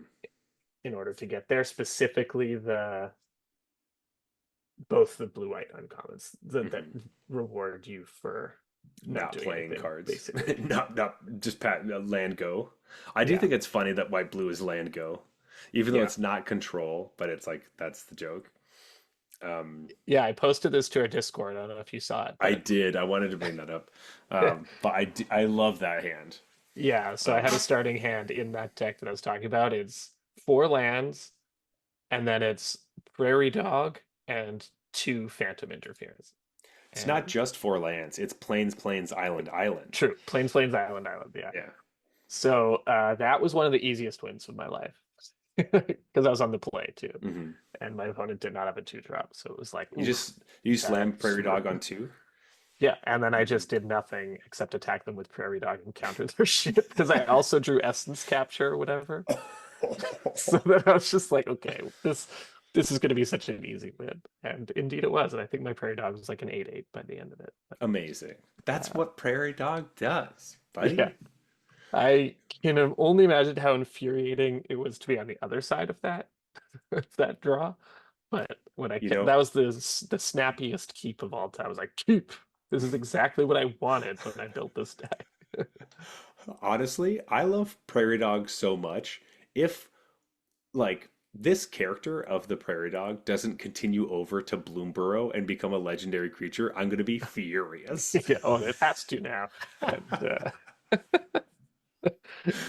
Maro's Oh. going to be hearing about that one for a while.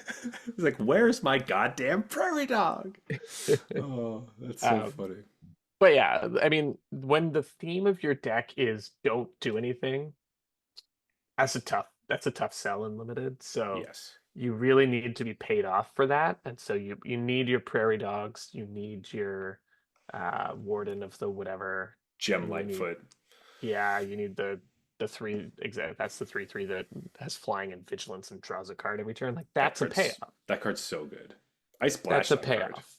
But otherwise, and we already talked a little bit about how there's some added risk for playing at instant speed because you open yourself up to snakeskin veils and stuff like Hmm. that. So this deck's probably even worse than it normally would be.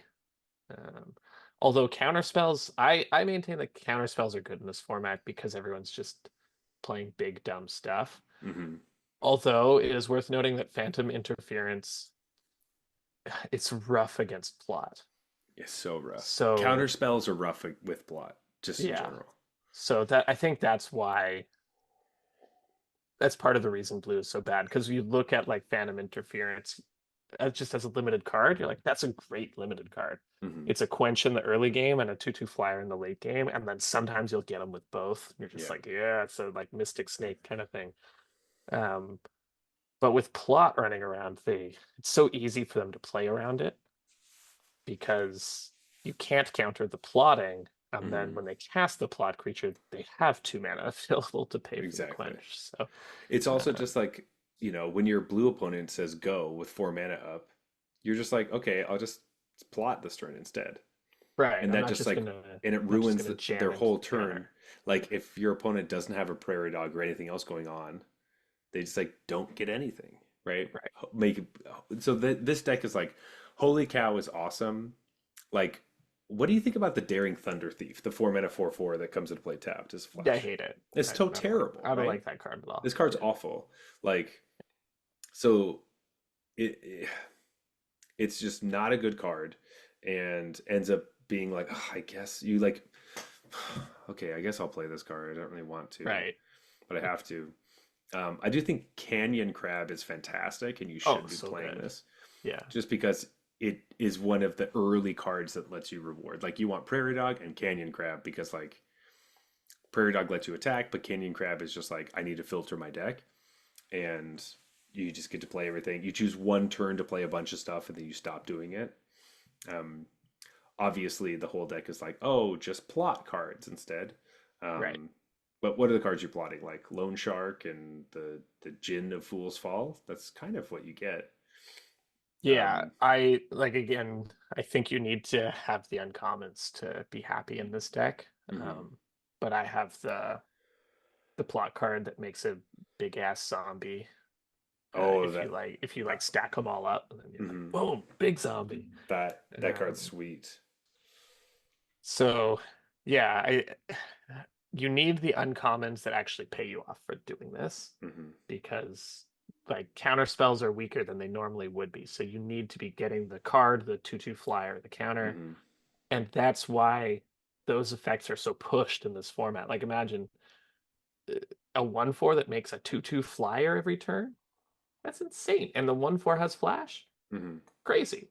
But in this format, it just feels like good. It just feels like pretty good.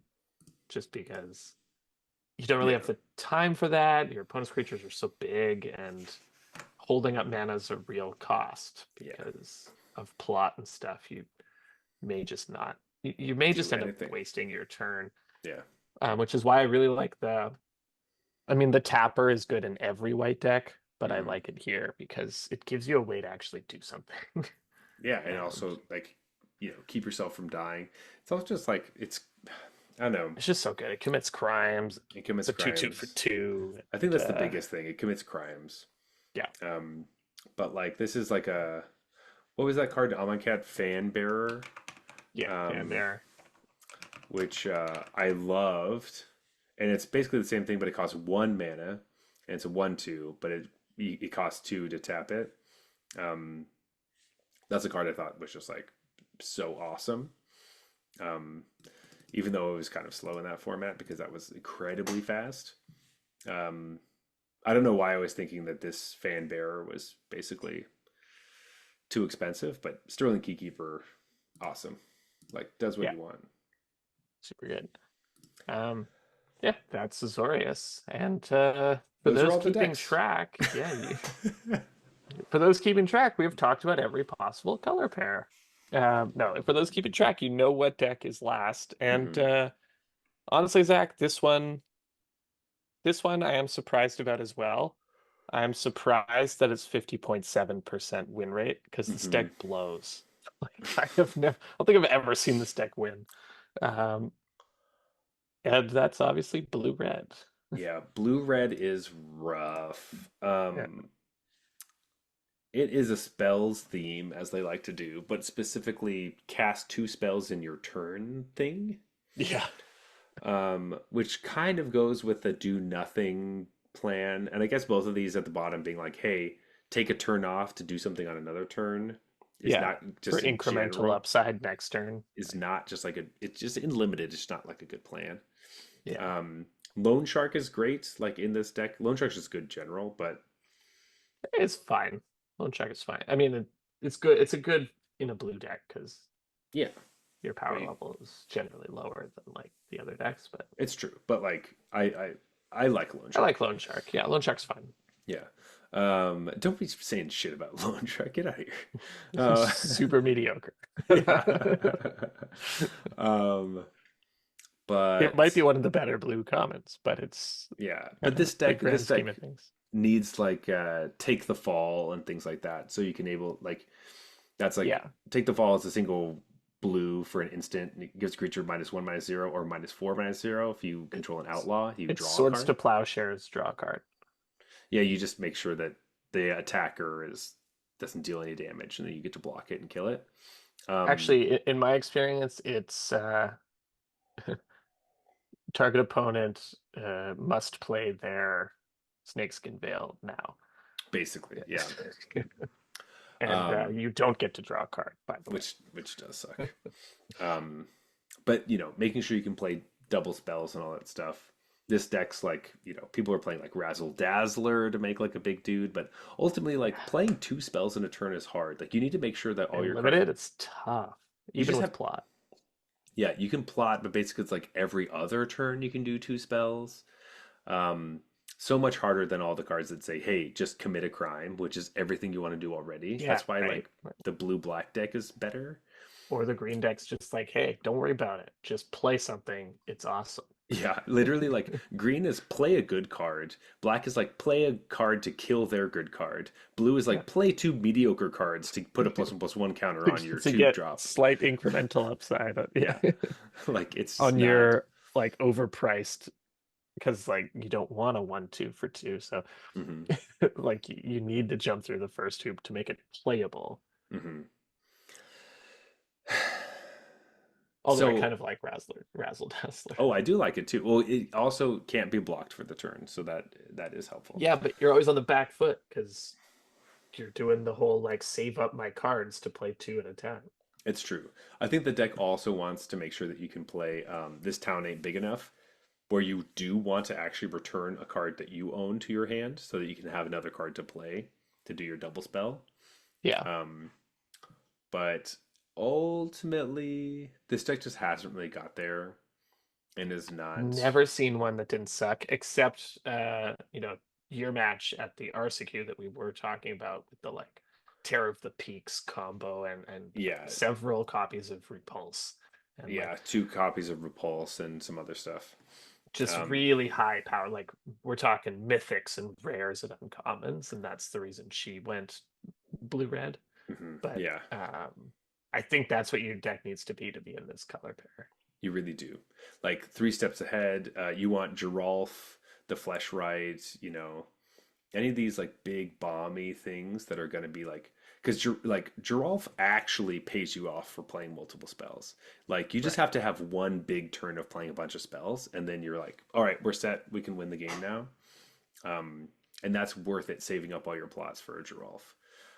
You don't want to be playing cards like Fibblethip or like things that look like they're a bomb, but they're not really a bomb stuff. Yeah. Like you probably want some big dragon, or you want a Magda, or um, I guess Magda doesn't care about playing multiple spells. You just want something to push you this way. You know what I mean? I found Hypothesisal to be like super medium in this set, even though it was so good last time. It and on paper it's so much value, but every time my opponent plays it, they're so far behind that it's like, oh good, that's what you're doing. You're basically like you're playing divination, like They're it's not just a playing. removal spell. It does you don't really feel I haven't felt the value of I kill your thing and draw like I'm up a card. Hmm. I'm always like the cards don't matter because you're so far behind that this is just a 5 mana deal four. It's true. It's usually like Hypothesis will draw two cards, discard your other Hypothesis to deal five. Yes, Yeah, exactly. or deal four, I guess. Right. Um, yeah, And then I'm like, I have a cat fine, tarantula. I have a lot of fine. 5 toughness stuff. So it's just, You're right.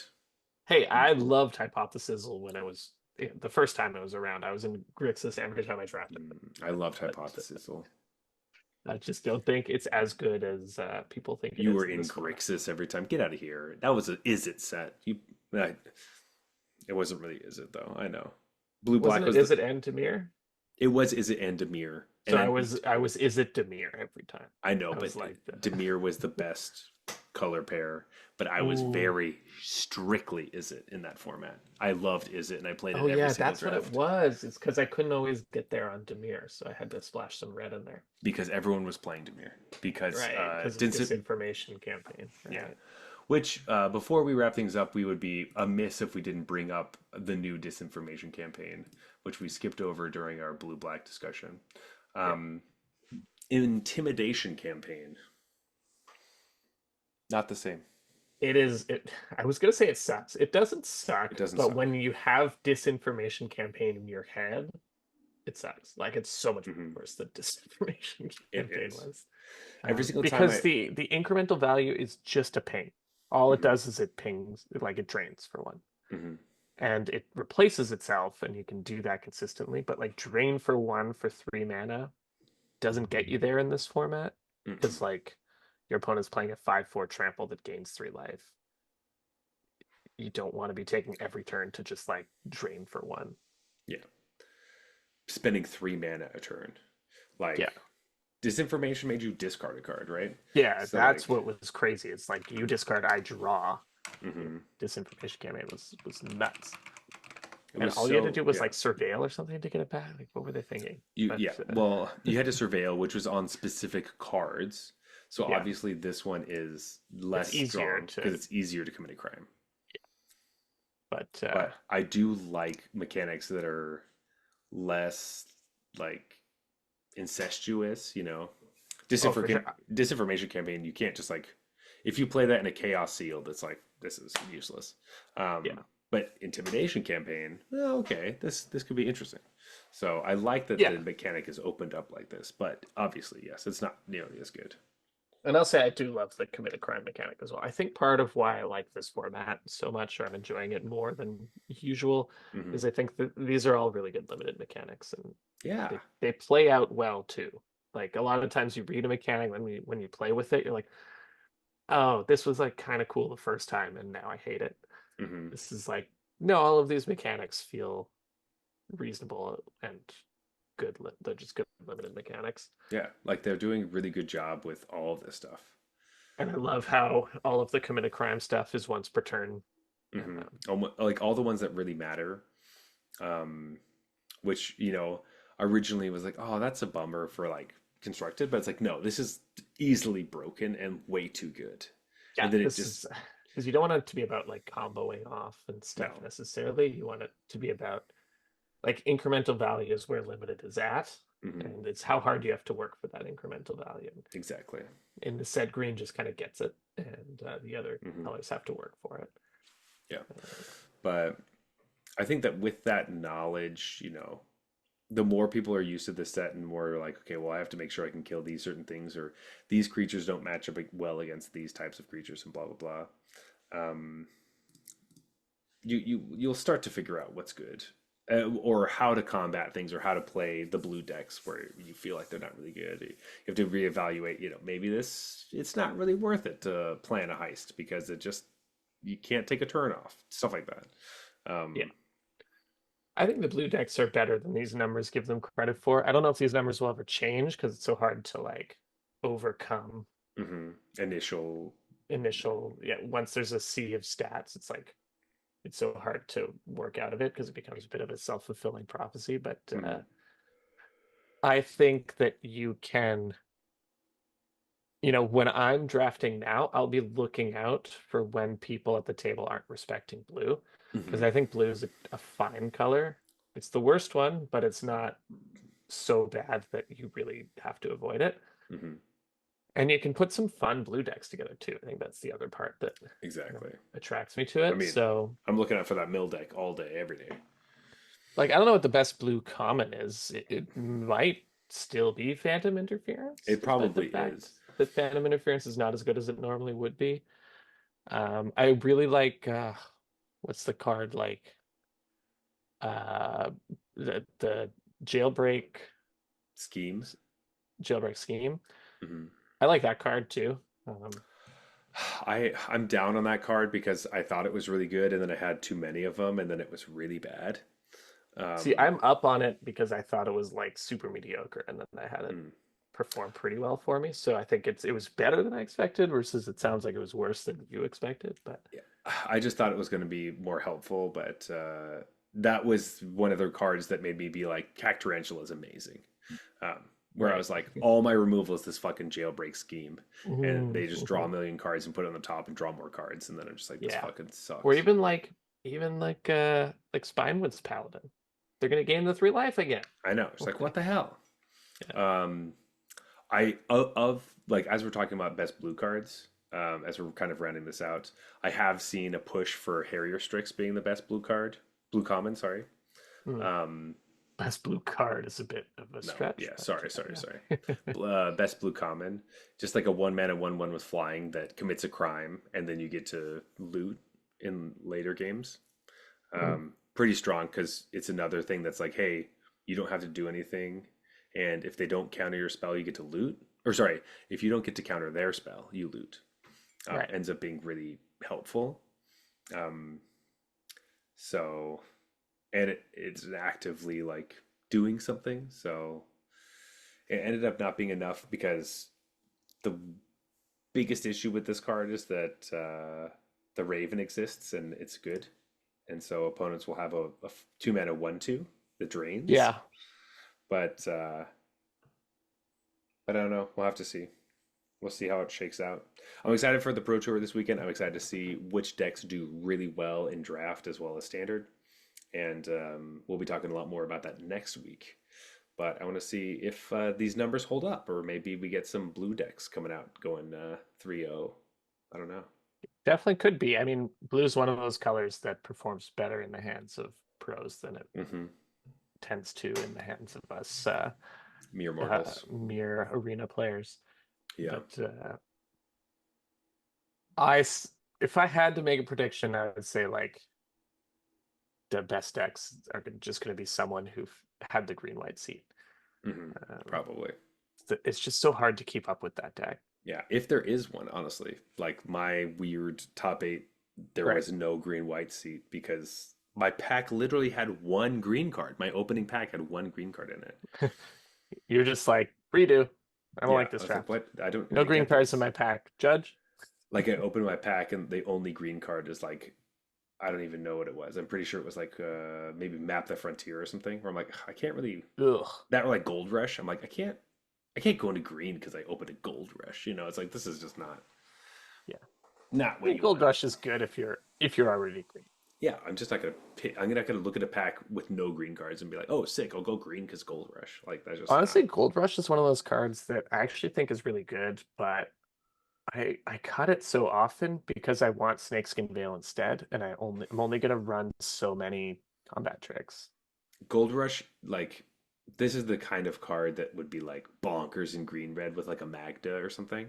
Yeah, But I when you think can generate other treasures, you then want you. I'm I think much more interested. you When it's want the. +2/+2 in a treasure, it's good, but it tends to like get cut. I think Gold Rush's best friend is Jolene, honestly. Yeah, Because Jolene attacks makes a treasure, then you get +4/+4, and so yeah. you're like, I that's mean, I've seen great. this card do nutty things. I've seen it do like Hmm. +10/+10. I'm just like, okay, what the fuck? Like, I mean, I guess really its best friend is the Gold Vein Hydra. yeah. You attack, let your Hydra die, get 5 treasures. Then play a second Hydra Yeah, with trample. and leave up 2 mana. Don't use all of it. Oh yeah, you make Yeah, sure you won't need to worry about that because your Gold Rush is going to do the rest of the job. yeah. Well, anyway, Jeff, this has been great. Limited's great. OTJ is awesome. Really good format so far. Really great format. Lots of fun. Yeah. I'm gonna get back to it. I just took a little week off just because of all the. I got tired, but be back at it this next week. Excited. Yeah, start preparing for the Arena Open, the Oh qualifier hell yeah, weekend. Yeah. hell yeah, buddy. But with that, Jeff, I think it's time to go to last call. This has been a long episode. It's Been a been a long great one, one, yeah. but I love our long episodes. Same. Uh, But Jeff, we got to talk about this beer. So as always, we rate our beers on a scale from bronze to mythic, just like the tiers in Arena. And this has nothing to do with what tier you are in currently. This is just a way to rank beers because it's fun. So don't feel bad when we say that bronze beers are trash. They're horrible. You have to spit them out, you throw them on the ground, and you pee on them because they're so gross. Silver beers are just kind of boring. Did you say you pee on them? I just caught that. Silver beers are boring or bad. So, got your macro beers or your poorly done micro brews. Yeah. Gold beers are fine, but you probably won't drink it again. Platinum are good, and you would drink it again. Diamond beers are exceptional. You like these a lot, and you show them off to your friends.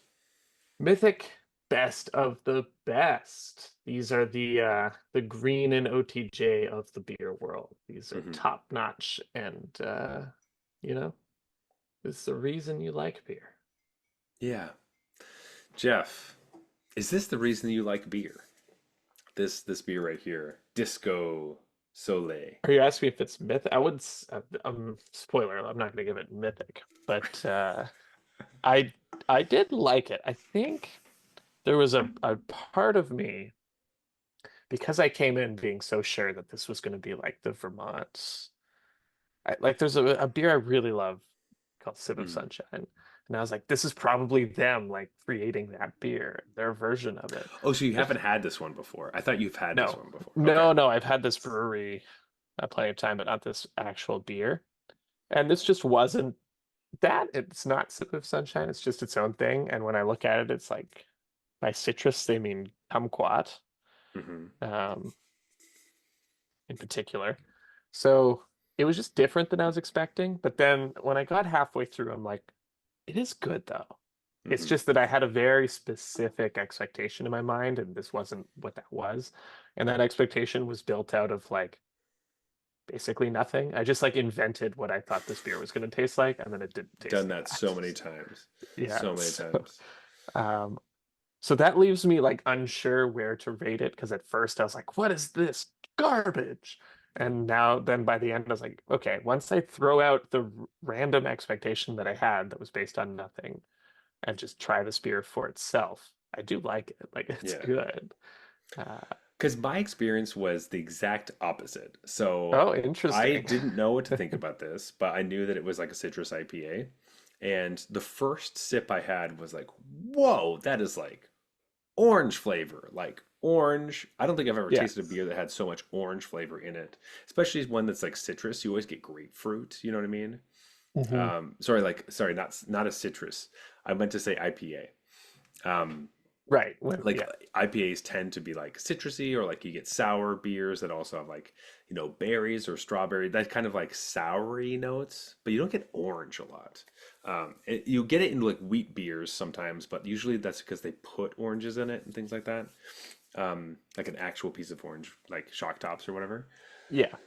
But this was delightful. The first few sips, I was like, oh my gosh, this is so nice.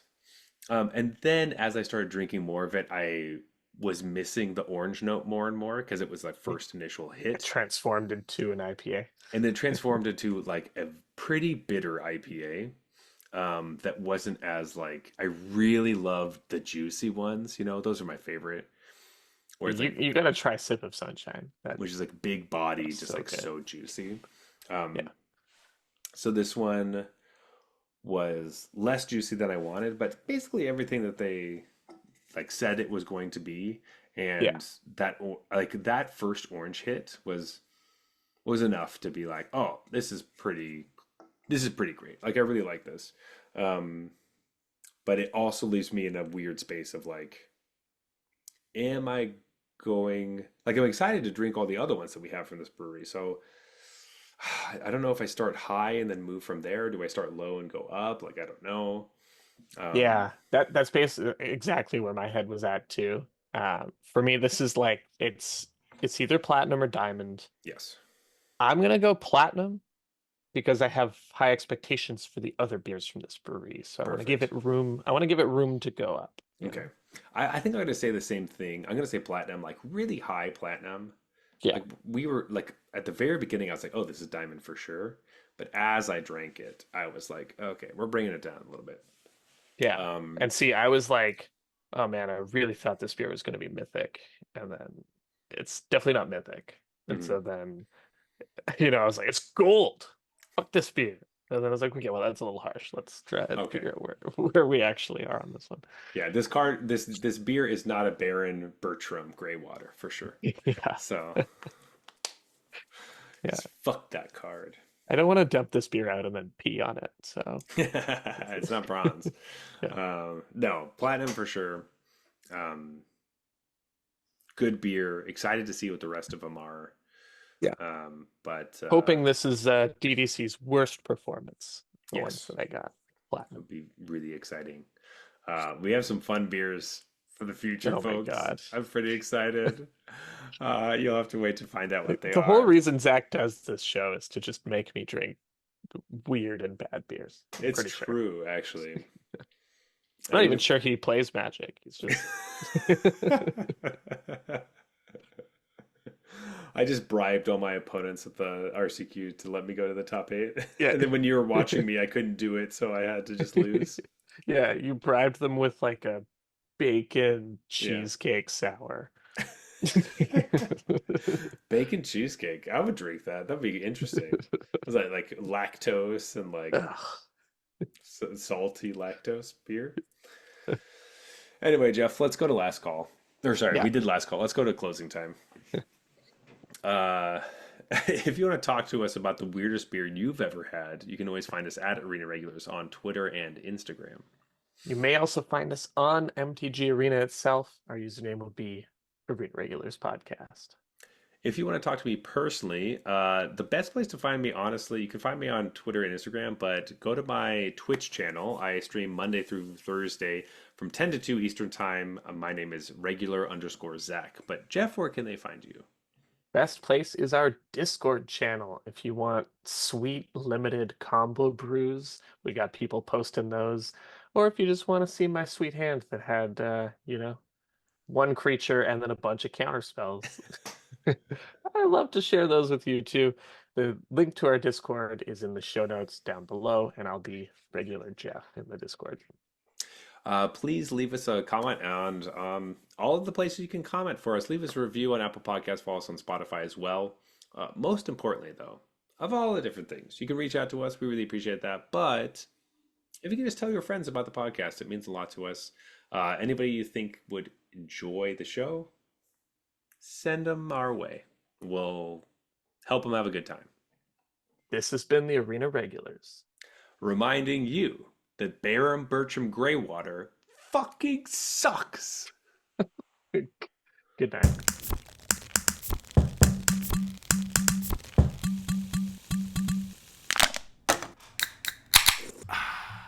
All right, that's fine.